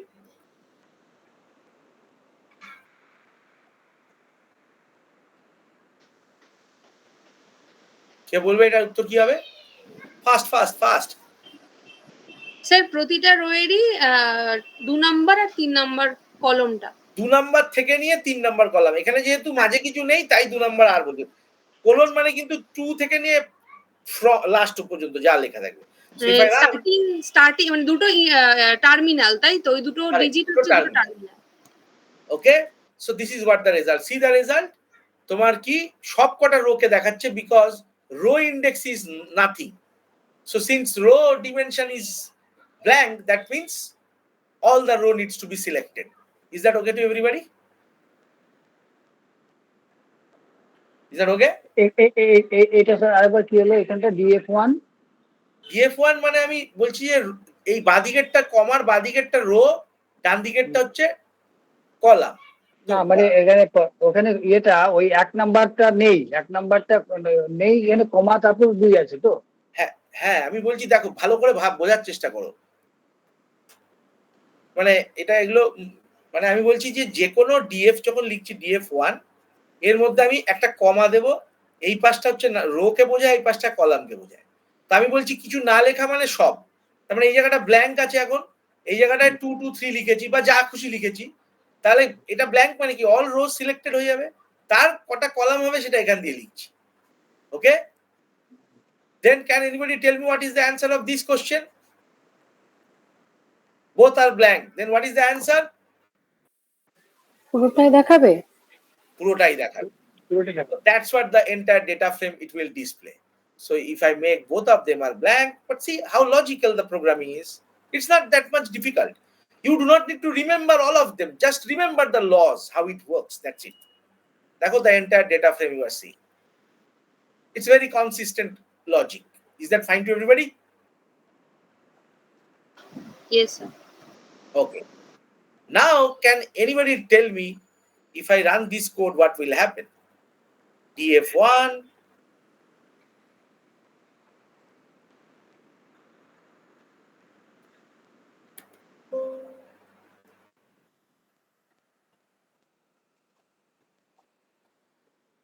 So I'm writing DF1.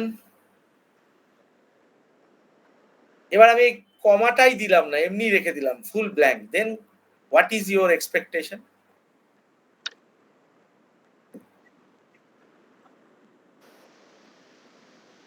Sir row আসবে। দেখো কিছুই দিলে না মানে total আসার কথা নয়। না কেন নয়?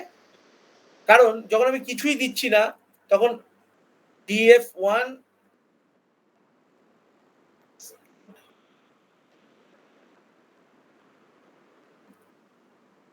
হ্যাঁ, তাহলে df1 and if you keep comma, so you get the entire screen. So everything is consistent. Is that fine? By default it is taking the entire data frame. Okay, if you put a comma, then that means you are taking all the elements from row and all the elements from the column. If you give something here, then accordingly it will treat. Now let's come back. So let's now see some real data. এই সমস্ত এই data নিয়ে আর করব না কাজ, এবার তোমরা আমাকে অ্যানসার দিও, বলো।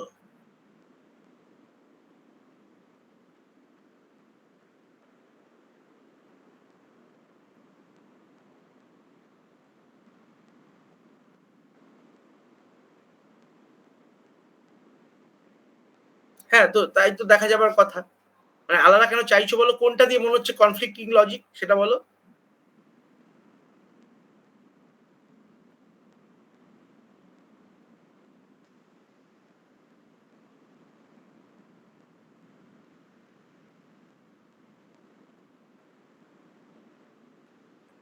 হ্যাঁ, তো থাকবেই, কারণ ওই দুটোর মিনিং তো সেম।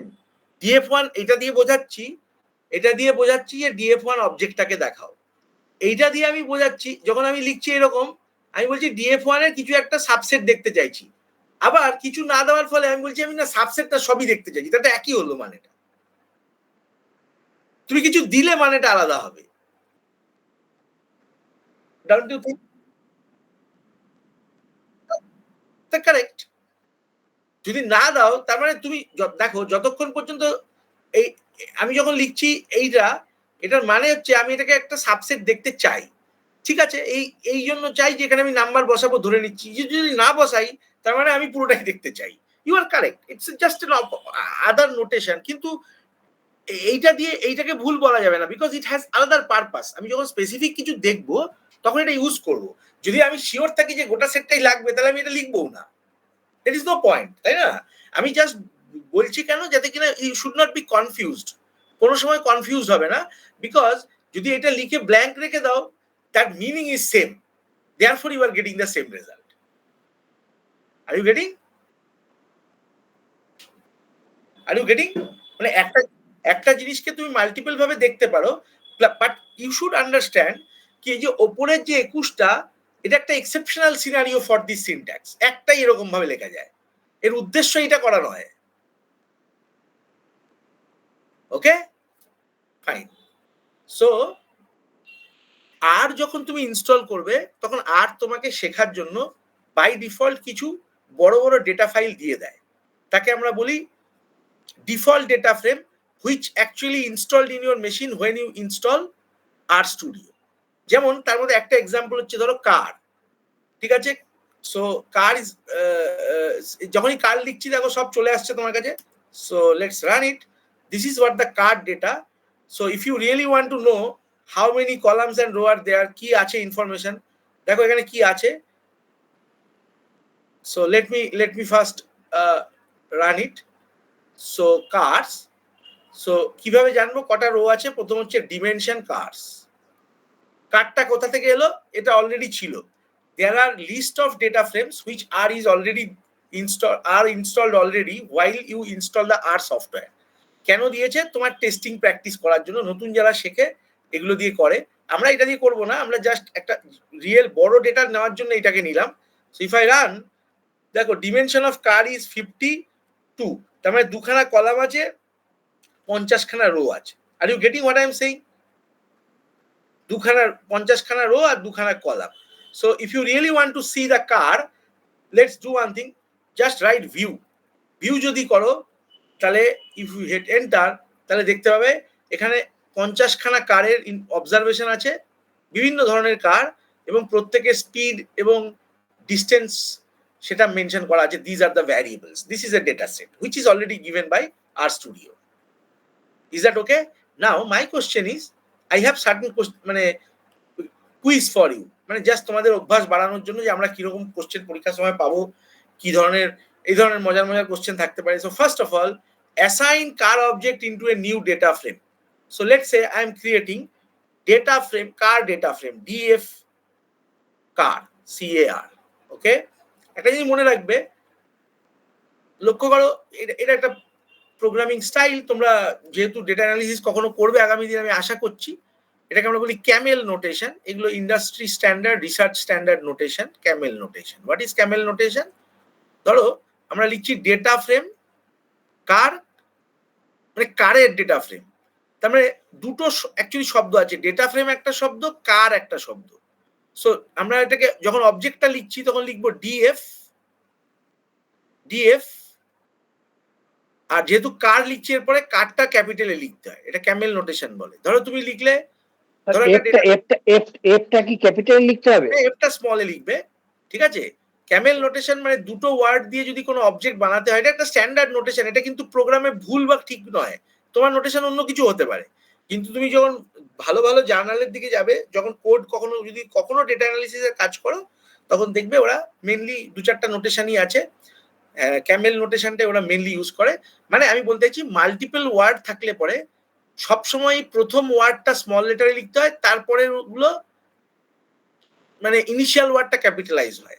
তার মানে আমি যদি বলি যে ধরো আমি ধরো এরকম একটা ডেটা ফ্রেম বানাচ্ছি, সেটা হচ্ছে যে লেটস সে মাস্টার্স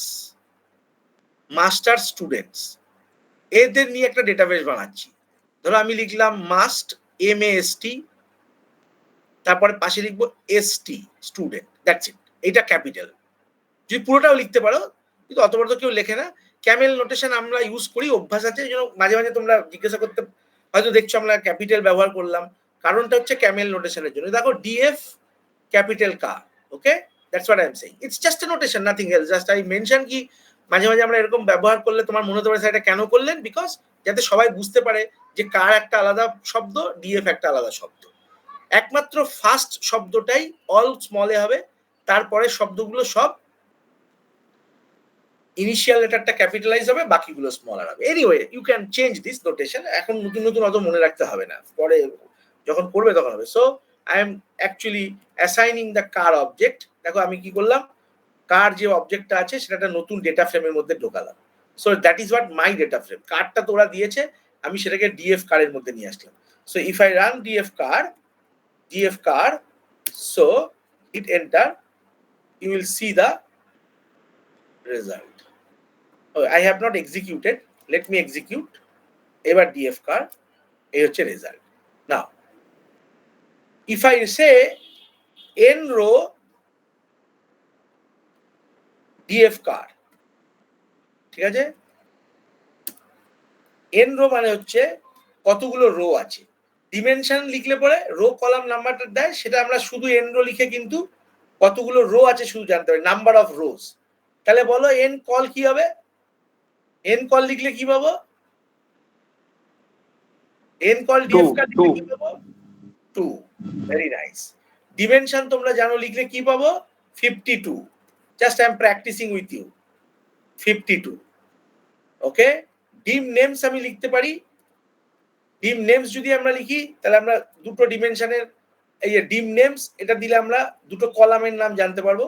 বা আমরা ডিম নেমসটা আগে ইউজ করতে, এখন আর করে না, এখন সবাই নেমস বলে। নেমস একটা শিখলেই হবে। নেমস মানে আগেও বলেছি number of columns, row names মানে নাম্বার অফ রোজ, এই মানে সব রো এর নামগুলো। So if I want to publish row names, so let me write row names. Sir এটা n কলাম না করে শুধু n df কার করলেও তো হতো, তাই না? কি n নাম্বার অফ কলামস যেটা, সেটা n df কার করলেও তো হতো নাকি? দেখো একটা কথা বলছি, আর বা এই ধরনের সফটওয়্যার গুলো দীর্ঘদিন ধরে আপগ্রেড হতে থাকছে, ঠিক আছে? এরা কি করছে, যত দিন যাচ্ছে ল্যাঙ্গুয়েজটাকে সোজা করার চেষ্টা করে যাচ্ছে। সো এই যে নাম কলাম গুলো দেখার আরো অনেকগুলো সিনট্যাক্স ওরা আগেও লিখেছিল, দিয়ে এখন সব থেকে ইজিয়েস্ট, মানে এগুলো অনেকভাবে চেঞ্জ হয়, এগুলোকে আমরা বলি, এগুলো সফটওয়্যার ডেভেলপমেন্টের কৌশল। নতুন নতুন ভার্সনে কি করে, ধরো কেউ একজন এখানে আছে পাইথনে প্রোগ্রাম লেখা এক্সপার্ট, কেউ আছে সিতে এক্সপার্ট, এত ডিফারেন্ট ডিফারেন্ট প্রোগ্রামিং ল্যাঙ্গুয়েজ আছে। যত আপগ্রেড হয় ওরা চেষ্টা করে ওপেন সোর্স গুলোকে অন্যান্য ল্যাঙ্গুয়েজ গুলো যেগুলো প্রচলিত সিনট্যাক্স আছে ওখানে কনভার্ট করানো, যাতে কিনা একটা মানুষ যে জাভা জানে সে অনেক কিছু ইউনিভার্সাল করা যায় না পুরোপুরি, বাট যত দিন যাবে তত সহজ হতে থাকে এটা। সো যে কারণে একটা আর এর কোডকে বিভিন্ন ভাবে ওল্ডার ভার্সনে লেখা যায়, সেগুলো আজও লেখা যায়। কেন লেখা যায়? কারণ বহু সফটওয়্যার আছে যেগুলো আগেকার দিনে লেখা, যেটাকে আজও রান করতে হয়। দে স্টিল সাপোর্ট দেম। একটা সার্টেন টাইমের পরে নতুন ভার্সনে লিখে দেবে এই প্যাকেজগুলো আর কাজ করবে না। সেজন্য তুমি অনেক কিছু দেখতে পাবে যেগুলো আগেকার দিনের লোকেরা পুরোনো কোডে অন্যভাবে লিখতে একটু জটিল লাগতো, যত দিন যাবে সোজা হয়ে যাবে। আমরা মোস্টলি ইজি, যেগুলো সবচেয়ে সহজ নাম নতুন নতুন আসছে সেগুলো নিয়েই কাজ করছি। সেই জন্যই নতুন লেটেস্ট ভার্সনটা আমরা ব্যবহার করছি। সেই জন্য আমি একদিন বলেছিলাম কখনো কখনো প্রবলেম হতে পারে, কেস টু কেস যদি হয় আমরা নিশ্চয়ই দেখবো। সেটা মোস্টলি হবে না, কারণ আর এর 4.0 এর ভার্সন থেকে ওরা স্টেবল ভার্সনই বার করেছে, তাতে খুব একটা বেশি ডিসক্রিপেন্সি নেই। কিন্তু তুমি অন্য অনেকভাবে করতে পারো। বাট একটা কমান্ড 4 রকম ভাবে লেখা যায়। আমাদের উদ্দেশ্য কিন্তু কমান্ড শেখা নয়, কমান্ডের ফিলোসফিটা বোঝা আর কমান্ডটাকে দিয়ে কাজ করা। Is that clear? হ্যাঁ স্যার। ওকে, তো নেমস ডিএফ কার বললে আমরা একই বারবার নেমসটা ইউজ করছি কারণ প্রথম থেকে করছি। You will get it out now. Can anybody tell me if I right this head? Head বলে একটা সিনট্যাক্স আছে যেটা ইউনিক্সে কাজ করে, জানতে পারো। ডিএফ কার কি পাবো? হেড মানে মাথা, তার মানে এই যে 50টা রেকর্ড তার মধ্যে উপরের দিক থেকে মাথার থেকে পড়া শুরু করবে, তাহলে প্রথম 6টা রেকর্ড কেউ দেখায়। তাহলে টেল কি করতে পারে? টেল কি করতে পারে? Can anybody tell me what tail can do? শেষের দিক থেকে নেবে, শেষের দিক থেকে নেবে 6টাকে স্যার। দেখাবে।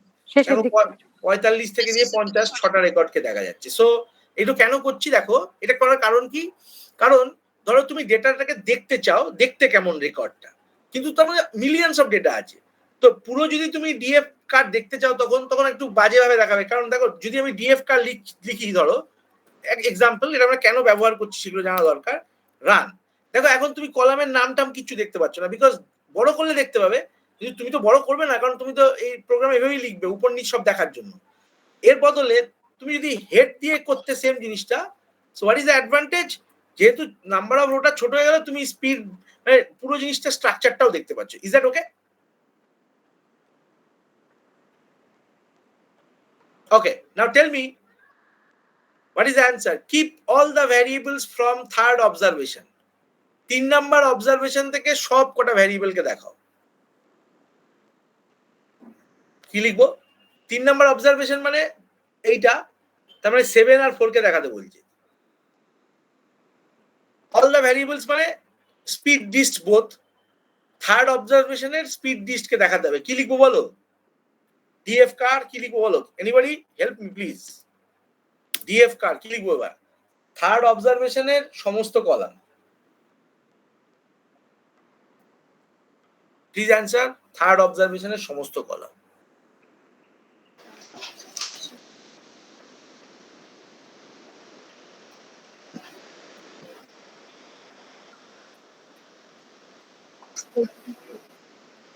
ইকুয়াল টু আর দেওয়ার দরকার নেই, ডিএফ কার্ড তো আছে, শুধু থার্ড ব্র্যাকেট। শুধু থার্ড ব্র্যাকেট 3,3 3,2 3,2 3,2 হলে 3 নাম্বার অবজারভেশনের দ্বিতীয় ভেরিয়েবলটা দেখা যাবে। 3,3 হবে তো স্যার। 3,3 হলে কি হবে? তিনটে ভ্যারিয়েবল তো নেই, দুটোই তো ভ্যারিয়েবল আছে।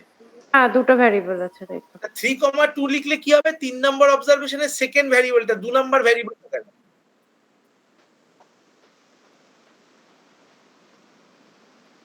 কারেক্ট। 3 এর সবকটা কলামকেই দেখাবে, বিকজ কমা পরে কিছু নেই মানে কি অল। তাহলে কিপ অল দ্য ভ্যারিয়েবলস মানে কমার পরে ফাঁকা, থার্ড অবজারভেশন মানে কমার আগে 3। ইজ দ্যাট ঠিক? ওকে, আন্ডারস্টুড? হ্যাঁ স্যার। ফাইন। নেক্সট কোশ্চেন কে অ্যান্সার দেবে বলো? আমি আর বলবো না, বলো। Second variable all observation. তাহলে অল অবজারভেশন মানে রো ইন্ডেক্সটা কিছু না, কমা, বাদিকটা ফাঁকা, দ্বিতীয় variable is 2, second variable is 2। Is that okay? Is that okay? Yes or no? Please tell me. Yes sir. If I run, see here, this is what মানে ওই distance বলে যে জিনিসটা 50টারই ডিস্টেন্স এসে গেছে এখানে। ওকে ওকে, নেক্সট এনিবডি টেল মি পরেরটা কি লিখবো আমি? ডিএফ কার 1 থেকে 5 observation, 12 number observation, 15 number observation. এগুলো কাজে লাগবে, দেখবে যখন আমরা কাজ করব। কোনো অবজারভেশন ক্রিটিক্যাল আছে, সেগুলো দেখতে হয় মাঝে মাঝে। যেখানে অ্যানোমালি ডেটা আছে, ওই ডেটাটা কেন এলো জানতে হয়, এরকম ভাবে করতে হয়। জাস্ট একটা খেলার মতন করছি এখন, পরে রিয়েলিটি কারণ খুঁজে খুঁজে করবো। বলো 1 থেকে 5 অব্দি রাখবো, 12 নাম্বার রাখবো, আর 15 নাম্বার রাখবো। এটা হয়তো জানো না তোমরা। দেখো একটা জিনিস তো জেনেই গেছো, যেহেতু অল ভ্যারিয়েবলস রাখবো সেজন্য রাইট হ্যান্ড সাইডে ফাঁকা থাকবে। কোশ্চেন হচ্ছে লেফট হ্যান্ড সাইডটা কি হবে। Am I right? Am I right?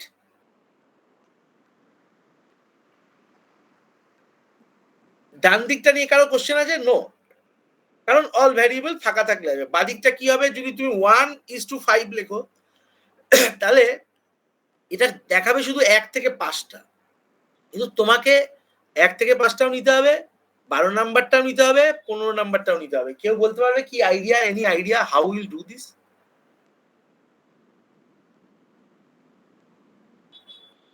আচ্ছা আমি হিন্টস দিচ্ছি, আমি হিন্টস দেবো, আশা করি হিন্টসের পরে আমি অ্যান্সারটা কারো থেকে পাবো।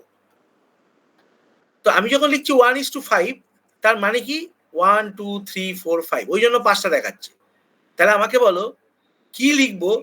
তাহলে এরকম করতে পারলে 1 3 4 5, 12 আর 15, এই ভেক্টরটা বানাতে পারলেই হবে। এটা কি করে বানাবো?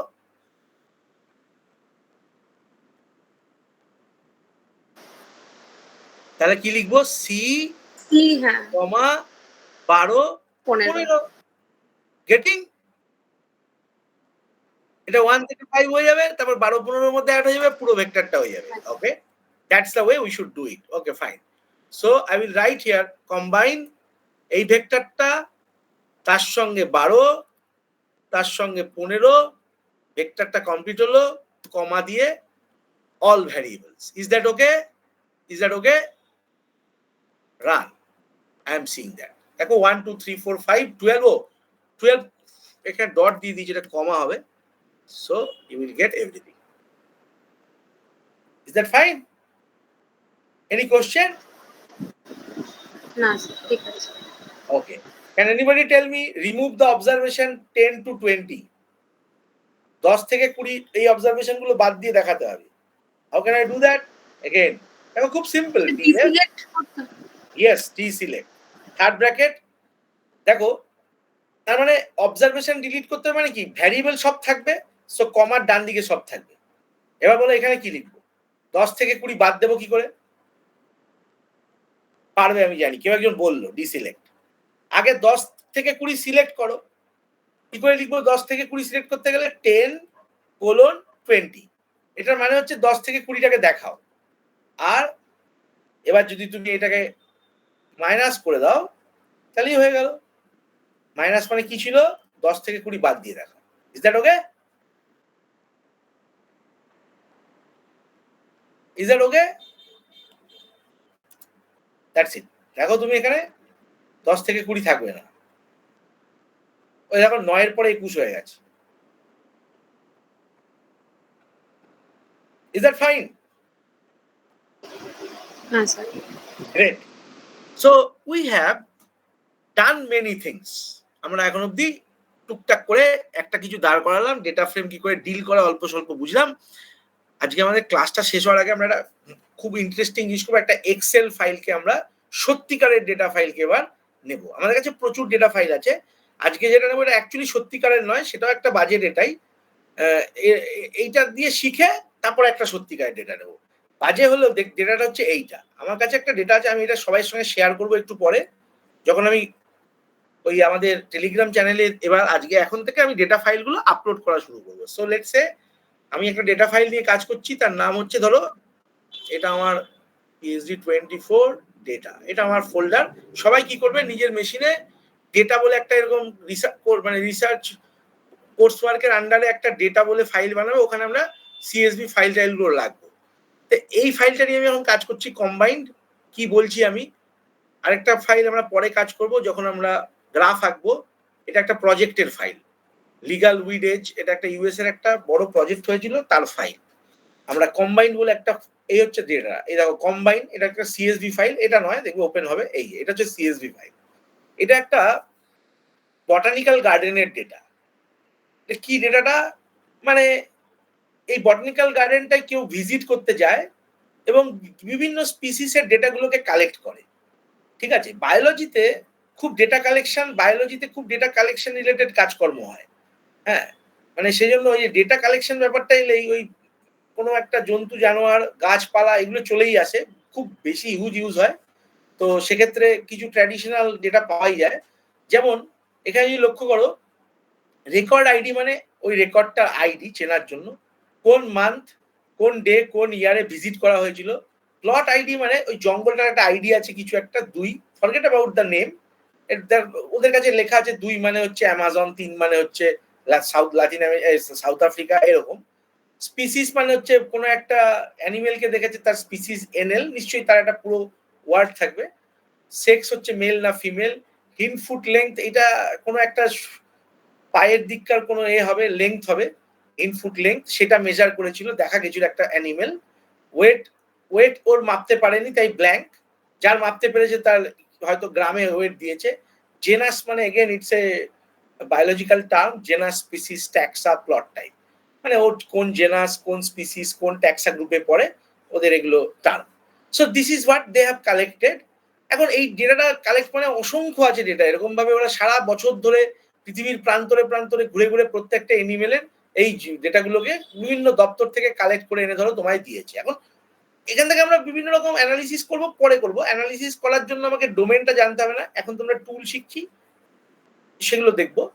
প্রথম কাজ হবে আমাকে এই ডেটাটাকে তুলে নিয়ে আরে যেতে হবে। দেখো এখানে আমি নিজে নিজে ডেটা টাইপ করছি না, একটা এক্সেল থেকে এসছে। এবার তুমি ধরো অন্য সাবজেক্টে পড়ো, এডুকেশনে আছো, হিস্ট্রিতে আছো, পল সায়েন্সে আছো, এরকম ভাবেই তোমরা মার্কেটে যখন স্যাম্পল সার্ভে করবে, এরকম একটা ফরম্যাট থাকবে, সেখানে তুমি ডেটাগুলোর উত্তরগুলোকে ভরবে।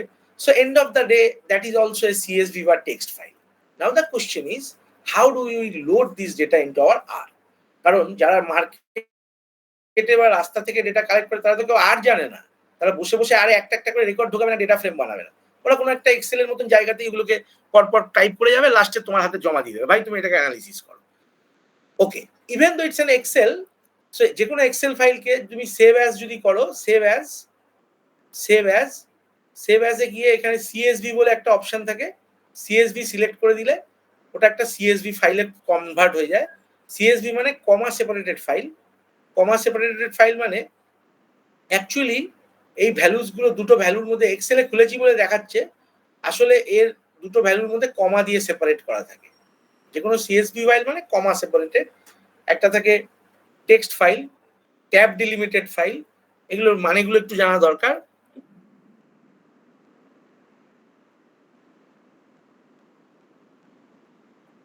না, তুমি যে কোনো কিছুকে CSV ফাইলে সেভ করতে পারো, নট অনলি ফোন নাম্বার।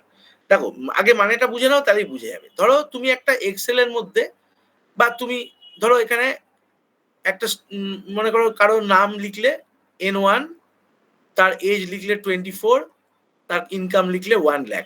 দেখো প্রত্যেকটা ফিল্ডের মধ্যে কমা দিয়েছো মাঝখানে, তার মানে কমা ইজ এ সেপারেটর। এবার এই ফাইলটাকে এবার এরকম ভাবে এক্সেলে ধরো 3টে কলামে ডেটা দিলে, দিয়ে যদি সেভ করো, তাহলে যদি ওইটা এমনি ক্লিক করে ওপেন করো, এক্সেলে নয়, তাহলে দেখবে ওইগুলোর মাঝে মাঝে কমা বসে আছে, মানে কমা সেপারেটেড, মানে দুটো ফিল্ডের মধ্যে কমা হচ্ছে সেপারেটর। আরো কিরকম ফাইল হয়, ধরো N1, পাশে ট্যাব মানে 8খানা ফাঁকা জায়গা, তারপর 24, আবার 8খানা ফাঁকা জায়গা, তারপর 1000। এটাকে আমরা বলি ট্যাব ডিলিমিটেড। ডিলিমিটার মানে দুটো ফিল্ডের মাঝখানে যে ইউজ হচ্ছে ক্যারেক্টারটা। কমা হলে কমা সেপারেটেড ফাইল, ট্যাব যদি হয় মানে 8টা ক্যারেক্টার যদি হয়, এটাতে যেমন 1 2 3 4 করে 8টা আছে, এটাকে বলে ট্যাব ডিলিমিটেড। এরকম ভাবে বিভিন্ন ধরনের ফাইল হয়। স্যাসের ফাইলেরও একটা ফরম্যাট আছে, তো তাই সেটা কমা দিয়ে নয়, সেটা অন্য একটা ক্যারেক্টার দিয়ে করা হয়। So there are many different types. তো নর্মালি আমরা CSV, এক্সেল এগুলো ইউজ করি। যদি কখনো এক্সেল ফাইলে তুমি ডেটা পাও, প্রথমে ফাইলটাকে সেভ অ্যাজ কমা CSV করবে, তাহলে ওটা আর কিন্তু এটাকে রিড করতে সুবিধা হবে। CSV ফাইলের অনেকগুলো বেনিফিট আছে। CSV ফাইলটা ইম্পোর্ট করা সহজ, R is very fast while uploading CSV, এবং এক্সেল থেকে কনভার্ট করাটাও খুব সোজা। জাস্ট ফাইল সেভ অ্যাজ করলেই CSV হয়ে যায়। সেভ অ্যাজ করে এই টাইপটাকে চেঞ্জ করতে হয়। দেখো যেমন ধরো এই ফাইলটা একটা এক্সেল, এটা তোমাদের অ্যাটেন্ডেন্স ফাইল, এটাকে আমি CSV করা মানে এটাকে save as, go to the data. এইবার এখানে এক্সেল ওয়ার্কবুক আছে, এখান থেকে সিলেক্ট করো তুমি CSV। দেখো এখানে কত টাইপ আছে, CSV, ম্যাকিনটোশ, এমএস ডস, এগুলো ডিফারেন্ট অপারেটিং সিস্টেম।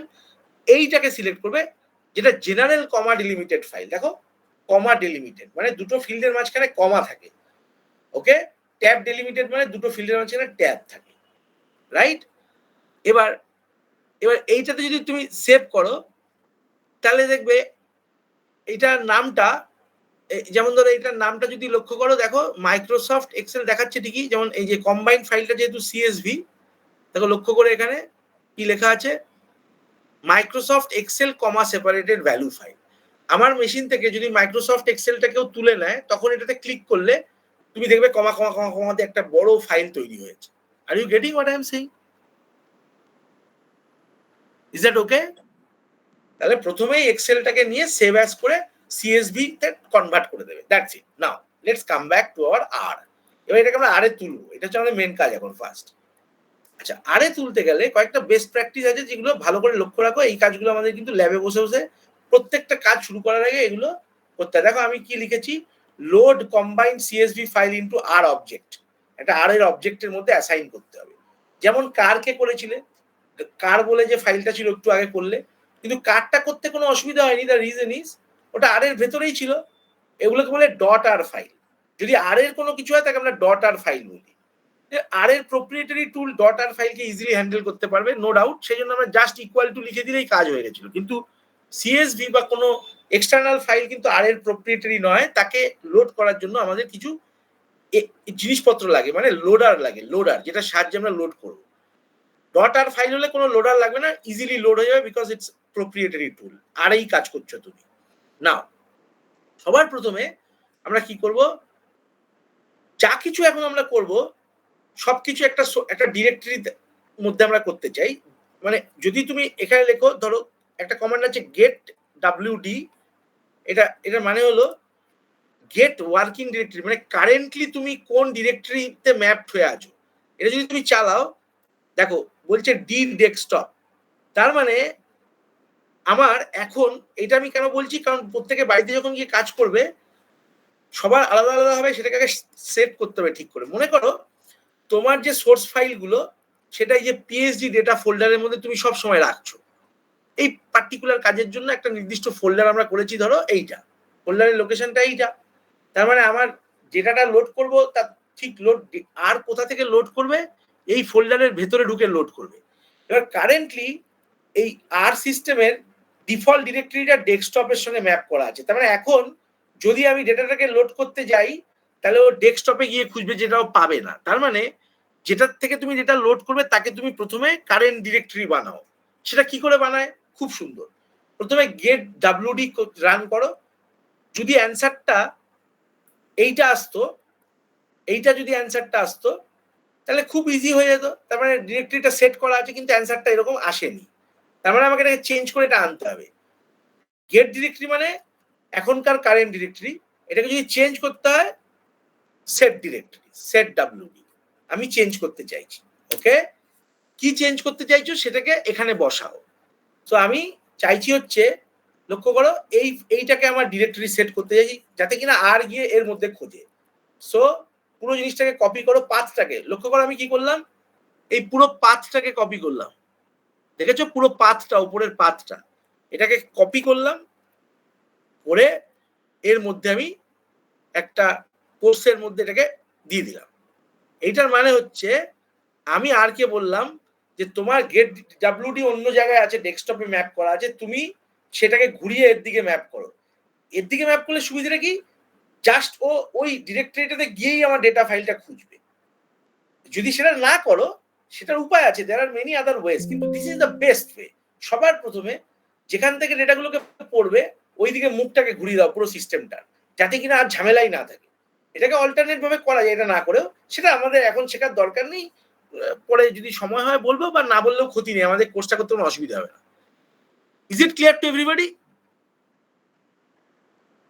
ঠিক ক্লিয়ার হলো না, এটা মানে আরেকবার রিপিট করলে ভালো হয়। হ্যাঁ, সাপোজ ধরো তুমি একটা, মনে করো একটা এক্সাম্পল যদি আমি দিয়ে বলি, ধরো তুমি, কে কোশ্চেনটা করলো, কি নাম? আমি বিধান। বিধান। তাহলে আমি একটা কোশ্চেন তোমাকে করছি, ধরো তুমি একটা কেমিস্ট্রির ল্যাবে বসে কাজ করছো, তুমি তো কেমিস্ট্রির, এবার তুমি ধরো তুমি বিশেষ কিছু জানো না, এই ইনফরমেশনটা যে তোমার ল্যাবে কোথায় কি মেটেরিয়াল থাকে এটা ধরো তুমি নতুন এসছো, কম জানো, বা তুমি কেমিস্ট্রি নয় অন্য সাবজেক্টের ঢুকে পড়েছো। এবার তুমি কি করো, তোমাকে তোমার স্যার বললো ভাই তুমি অমুক জিনিসটা খুঁজে আনো, তো ধরো তুমি অমুক জিনিসটা খুঁজতে বললে তুমি সেলফ 1 থেকে খুঁজতে আরম্ভ করলে, এটা বলাই আছে যে তুমি সেলফ 1 ডিফল্ট ওখান থেকে স্টার্ট করো। তাহলে যদি জিনিসটা সেলফ 5 এ থাকে, জেনে থাকো তুমি, তাহলে তুমি সেলফ 1 এ গিয়ে খুঁজলে পাবে না। সেই জন্য ধরো আমি তোমার ইনস্ট্রাক্টর, আমি তোমার মুখটাকে প্রথমেই সেলফ 5 এর দিকে ঘুরিয়ে দিলাম, এবার বললাম তুমি খুঁজতে যাও, তাহলে তোমার কাজটা সহজ হলো কিনা? Exactly the same thing is happening here. দেখো গেট ডিরেক্টরি মানে কারেন্টলি তোমার আর কোন ডিরেক্টরিতে ম্যাপ করছে, কোথা থেকে পড়তে যাবে। যদি আমি শিওর হয়ে থাকি যে এখানে আমার ডেটা ফাইলটা নেই, সবকটা ডেটা ফাইল আমি একটা আলাদা ফোল্ডারে রেখে যেখান থেকে নিয়ে আমি প্রজেক্টের কাজ করছি, তাহলে first you reset your directory, যাতে কিনা আর ওই জায়গাতে গিয়ে খোঁজে। Is that clear now? So now দেখো আমি যখন গেট, স্যার আর একটা কোয়েশ্চেন, হ্যাঁ বলছি যে গেট ডিরেক্টরি করার পরে যদি আমি দেখি যে মানে আমার ডিরেক্টরিটা সেখানেই আছে যেখান থেকে আমি ফাইলগুলো আপলোড করব, তাহলে কিছু করবো তাহলে আমার সেট করার দরকার নেই না, বিকজ ইউ অলরেডি তোমার ডিরেকশন ঠিক জায়গাতেই সেট আছে। হয়ে আছে, হ্যাঁ ঠিক আছে। ওকে, সো হ্যাঁ তার মানে যে কোশ্চেনটা করলো, যখন আমি গেট ডিরেক্টরি মারলাম, দেখো কি রেজাল্ট দিচ্ছে, ডি ডেস্কটপ, তার মানে আমি ভুল দিয়ে আছি। আমি জানি এইটা হচ্ছে আমার ফোল্ডার, সেজন্য আমি এটাকে সেট করলাম, সেট ডিরেক্টরি এইটা। এবার একটা ছোট্ট জিনিস মনে রাখবে, যারা উইন্ডোজে কাজ করি আমরা সবাই, লিনাক্সে কাজ করলে ইটস ফাইন, এটা কাজ করবে। উইন্ডোজ অপারেটিং সিস্টেম যারা ইউজ করছো তারা প্রত্যেকটা স্ল্যাশের আগে আর একটা ডবল স্ল্যাশ দেবে। প্লিজ আমাকে কারণটা এখন জিজ্ঞাসা করো না, it needs lot of things to explain. Just মনে রাখবে শুধু সেট ডিরেক্টরি করার সময় যেখানে যেখানে একটা দাগ আছে সেখানে আরেকটা দাগ তুমি দেবে, এটাকে বলে এসকেপ ক্যারেক্টার। অতটা বোঝার দরকার নেই কি জিনিস, এখন অ্যাটলিস্ট এইটুকু শুধু মনে রাখতে বলছে, আর কিচ্ছু নয়, আর কোথাও নয়, শুধু এই জায়গাটাতে ব্যাকস্ল্যাশ যেই দেখবে ফিল এরকম সেট ডাব্লিউডির মধ্যে আগে একটা অ্যাডিশনাল দিয়ে দেবে। ইজ দ্যাট ক্লিয়ার নাও?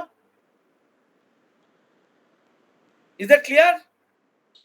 তো স্টেপটা কি, তোমার ফোল্ডারের লোকেশনটা কপি করবে এখান থেকে, কন্ট্রোল সি করে সেট ডাব্লিউডি কমান্ডের মধ্যে গিয়ে কোর্সের ভেতরে এটা বসাবে, আর প্রত্যেকটা স্ল্যাশের আগে একটা করে এক্সট্রা স্ল্যাশ দিয়ে দেবে। দেখো আমি রান করছি এবার, seat control enter, it's executed. Now immediately after that, if I say get wd, what will happen?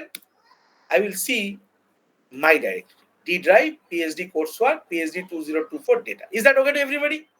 Please say yes or no. তোমার মুখ এখন ঠিক ডিরেকশনে ঘোরানো হলো, yes? Yes okay fine. So এই কাজটা সবাই নিজের নিজের মেশিন অনুযায়ী করবে। এটা আমি কেন শেখালাম, কারণ তোমাদের বাড়ির মেশিনগুলো আলাদা আলাদা থাকবে, সবারটা বিভিন্ন রকম স্ট্রাকচার, তুমি তোমার মতন করে তৈরি করবে, যে কোনো জায়গায় রাখতে পারো।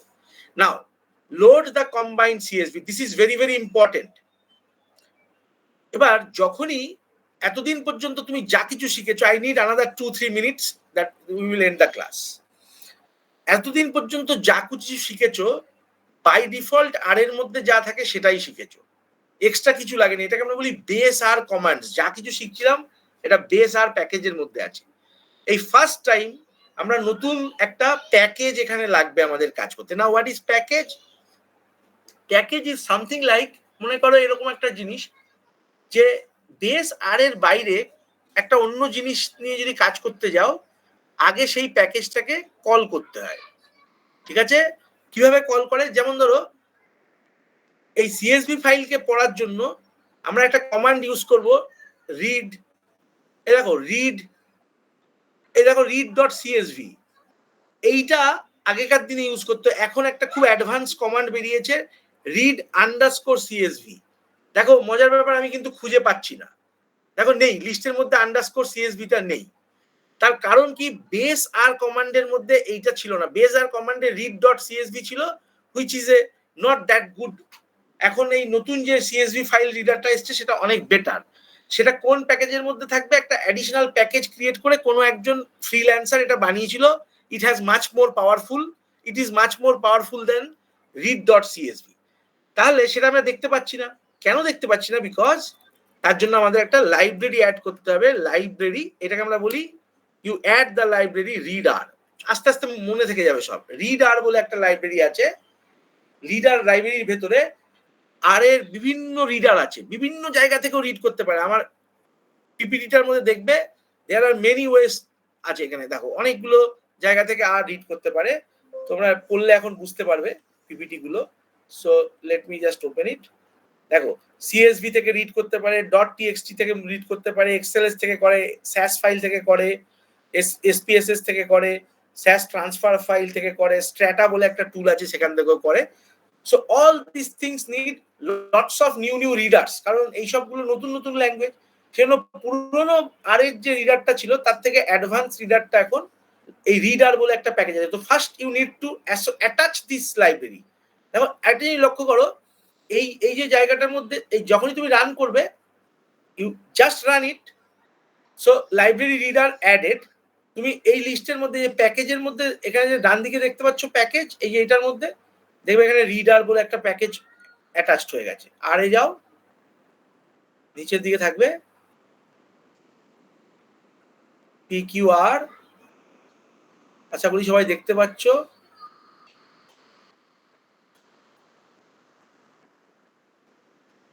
এই দেখো রিডার, দেখেছো রাইট দেওয়া আছে।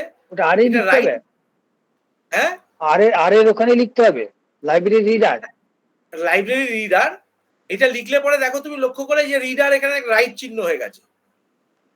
ঠিক আছে, কেউ যদি রিড এক্সেল ক্লিক করো, দুভাবেই করতে পারো। আইদার তুমি লাইব্রেরি রিড এক্সেল করলে দেখবে এটা চেক হয়ে যাবে। যেমন ধরো এক্সাম্পল আমি করছি, ওটা দরকার নেই তাও করছি, library read excel. Read excel, লক্ষ্য করো রিড এক্সেলটা কোথায় আছে, এই দেখো এখানটায় আনচেক অবস্থায়। হিট এন্টার, দেখো চেক হয়ে গেল automatic. Is it clear to everybody? What does it mean? Now your program can. আমার কম্পিউটারে কিন্তু এটা স্যার ইয়ে দেখাচ্ছে, এরর দেখাচ্ছে। লাইব্রেরি রিডার লিখলাম, কি এরর দেখাচ্ছে?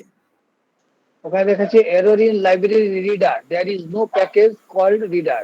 তাহলে কি করতে হবে? ইমিডিয়েটলি গো টু দা, কি করতে হবে আগে দিয়ে বলেছিলাম, টুল ইনস্টল প্যাকেজ, এখানে রিডার লেখো। ও টুলে, হ্যাঁ এই তো টুলে গিয়ে দেখো আমি কি করছি, টুল ইনস্টল প্যাকেজ। আর বলে দিয়েছে ওটা তোমার নেই, আগে ইনস্টল করতে হবে। তো এখানে গিয়ে লেখো রিডার, এই যে রিডার লিখে ইনস্টল করো, তারপরে লাইব্রেরি আর লেখো, চলে আসবে। বুঝেছো কি বললাম? Okay, so I hope everyone is clear. তার মানে আমি এটা কেন বলছি, if you want to work with the advanced R and all the facilities, এটাকে আমরা বলি reproducible research। অন্যর করা ভালো একটা জিনিস আমার কাছে অলরেডি আছে, that's what I am doing.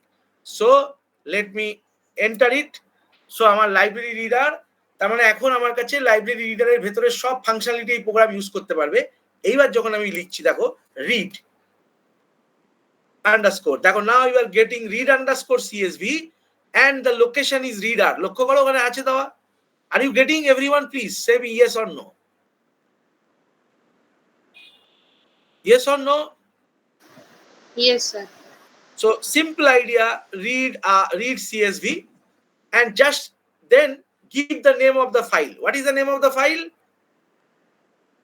ফাইলটার নাম কি ছিল? combine.csv। আমি কপি করে আনি, রাইট ক্লিক, রিনেম, এটাকে কপি করে আনবে। দেখো কন্ট্রোল সি মারলাম, এবার ওখানটা আরে গিয়ে লিখবো, কি লিখবো, একটা কোর্সের মধ্যে এইটা আর .csv এক্সটেনশনটা লিখতে হবে। যেহেতু CSV রিডার, CSV এক্সটেনশন থাকতে হবে।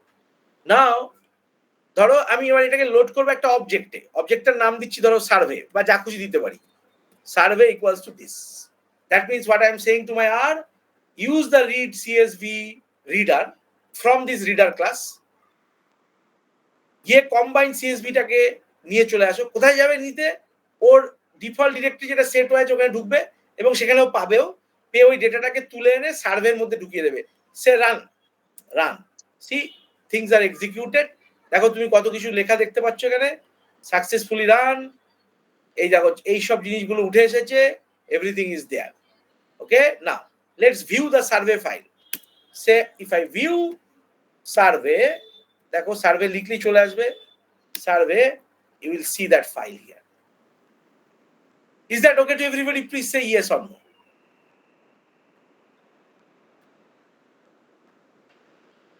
Yes, no, or anything? বুঝেছি। হ্যাঁ, আমি তোমার ফাইলটা আপলোড করে বুঝেছো ঘটনাগুলো কি হচ্ছে, তাহলে বোঝার পরে কি করবে, এবার তো তোমরা সব জানো। হ্যাঁ, বলছি স্যার রিড আর প্যাকেজটাতে লিখতে গেলে ওখানে কি রিড কমা দিয়ে আর লিখতে হবে? না না, রিড আর দেখো লিখতে, যখন ইনস্টল করেছো, কি ইনস্টল করেছো আগে বলো। না, ইনস্টল হয়নি এখনো। ইনস্টল না হলে হবে না, তো আগে তো ইনস্টল করতে হবে। যখন ইনস্টল হয়ে যাবে, আমার না, আমি ইনস্টল করতে যাচ্ছি, ইনস্টল করলে ওখানে রিডারটা লিখবো, ওখানে কি আর ডি স্মল সব লিখবো না ক্যাপিটাল? এই দেখো আমি দেখাচ্ছি, আমার স্ক্রিনের দিকে তাকাও, টুলস, নতুন নতুন দেখছো সবাই, দেখো ইনস্টল প্যাকেজ। এবার আমি লিখতে আরম্ভ করলাম READ, দেখো রিড লিখেছি, তারপর আর, এই দেখো এই কটা আছে, এইটাকে সিলেক্ট করবে, রিড আর, দেখতে পাচ্ছ? হ্যাঁ, এবার ইনস্টল করবে, ক্লিয়ার? Fine, okay. তাহলে so can anybody tell me, আমি কতগুলো কলাম আছে জানতে চাই, কি লিখবো? Names, please practice in your home. Name survey. Ncol করলেও তো হবে, তাই না স্যার? হ্যাঁ এন কল লিখলেও হবে। হ্যাঁ, এন কল লিখলে না, এন কল লিখলে নাম্বার অফ কলাম দেবে। নাম্বার অফ কলাম বললেন তো নাকি অন্য? এন কল মানে number of columns, N rho মানে নাম্বার অফ রোজ। কিন্তু আমি ধরো কলামের নামগুলোই দেখতে চাইছি, এই যে নাম, দেখো নেমস বলে নাম দেখায়, নাম। ওকে, তাহলে আমি দেখতে চাইছি, কি দেখতে চাইছি? Select the species ID column for first 2 rows। তাহলে আমি কি লিখবো? Species ID columns for first 2 rows। এবার বলো কি লিখবো? সার্ভে, প্রথম দুটো রোকে কি লিখবো আমি? 1 2 2, রাইট? প্রথম দুটো রো, স্পেসিস কলামটা দেখো, select the species ID column for first 2 rows। তাহলে ফার্স্ট 2 rows মানে 1 to 2, আর স্পেসিস আইডি কলাম মানে কলাম নাম্বারটা কত, এখান থেকে দেখো স্পেসিস আইডি এই যে এখানে আছে, স্পেসিস আইডি মানে কত? 6, তাই না? 5 6 পাশেরটা, এটা 1, এটা 2, এটা 3, এটা 4, এটা 5, সরি এটা 5, এটা 6, তার মানে এখানে আমাকে লিখতে হবে 6। ইফ আই রান দিস, দেন প্রথম দুটো রো এর স্পেসিস আইডি গুলো আমরা পেলাম NL আর NL। Are you getting what I am saying? Please tell me yes or no.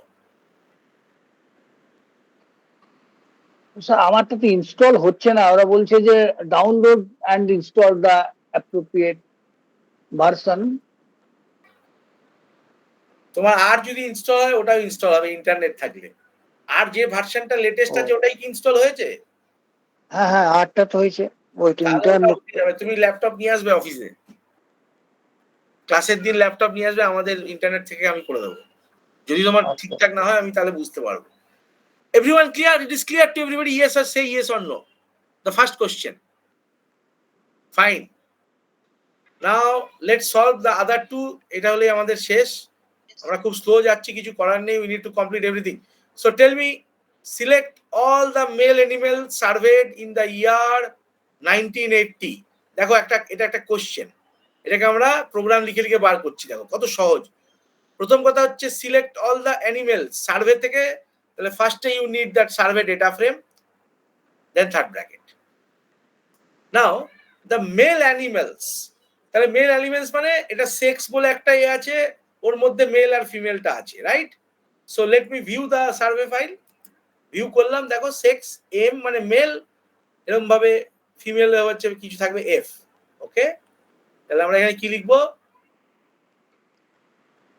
তার মানে আমরা বলছি সেক্স কলামটা that is equals to male. তাহলে কিভাবে লিখবো আমরা? সেক্স কলামকে আনবো কিভাবে? Survey dollar sex equal to M. কোনো নাম্বার এম কিনা এফ কিনা চেক করার জন্য ডবল ইকুয়ালস টু দিতে হয়। শুধু ইকুয়াল টু মানে অ্যাসাইনমেন্ট, মানে ওই ভ্যালুটা এইটা হয়ে যাবে। Please, this is very important, remember this thing. যদি আমি বলি x ইকুয়াল টু 5, তার মানে 5x এর মধ্যে ঢুকে যাবে। যদি আমি বলি x ইকুয়াল টু 5, তার মানে x আর 5 সেম কিনা ও চেক করবে। যদি সেম হয় তাহলে ট্রু, আর যদি সেম না হয় তাহলে ফলস। দুটো আলাদা জিনিস। অ্যাসাইনমেন্ট মানে x এর ভ্যালু যাই থাক না কেন, নতুন ভ্যালুটা 5 হয়ে যাবে। ধরো x এর ভ্যালু 3 ছিল, x এর একটা ভ্যালু 3 ছিল, তুমি লিখলে x ইকুয়াল টু 5, তার মানে 3টা মুছে গিয়ে এখন 5 হয়ে গেল। এটাকে আমরা বলি অ্যাসাইনমেন্ট। এবার ধরো x এর ভ্যালু 3 ছিল, তুমি লিখছো x ইকুয়াল টু 5, এটার মানে কি? এটার মানে হচ্ছে x এর কারেন্ট ভ্যালুটা 5 এর সঙ্গে সমান কিনা চেক করো, equality check. Since x is 3, so the result is false. Is that clear to everybody? Understand the difference between equality and assignment?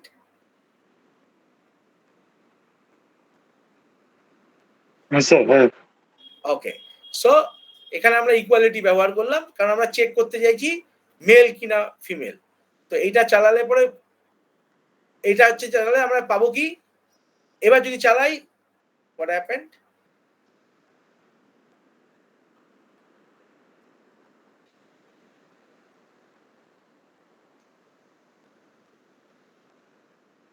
What happened? I run it, it's true.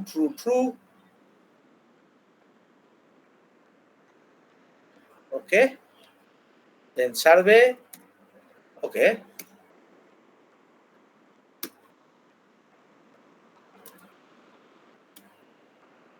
must be size of 1 to 13, slot 3 4 7 8 6. Okay, we'll see it in the later to মানে next দিন আমরা ক্লাসে এই প্রবলেমটা থেকে শুরু করব। It's too late, তো অলরেডি 10 o'clock. সো যতটুকু আমি করালাম এর পরের প্রবলেমগুলো পরের দিন থেকে করবো। Is that clear to everybody? At least যতগুলো এইটা বাদ দিয়ে এই সবাই ডেটা লোড করাটা শিখলে কি করে এক্সেল, একটা এক্সেলএস থেকে, যেটা আমরা পরের দিন যেন ক্লাসে যেন আমি আর একবারই বলবো, তোমার হঠাৎ করতে পারবে। আমাদের যে মেশিনগুলো আছে সেখানে ডেটা ফাইলগুলো অলরেডি রাখা আছে সব জায়গায় ঠিকঠাক করে। Is that clear? Is that? Yes, Thank sir. you. Let's, if you don't have any question, we can close this class. আর কেউ আসুনি আশা করি, দুজন অ্যাবসেন্ট।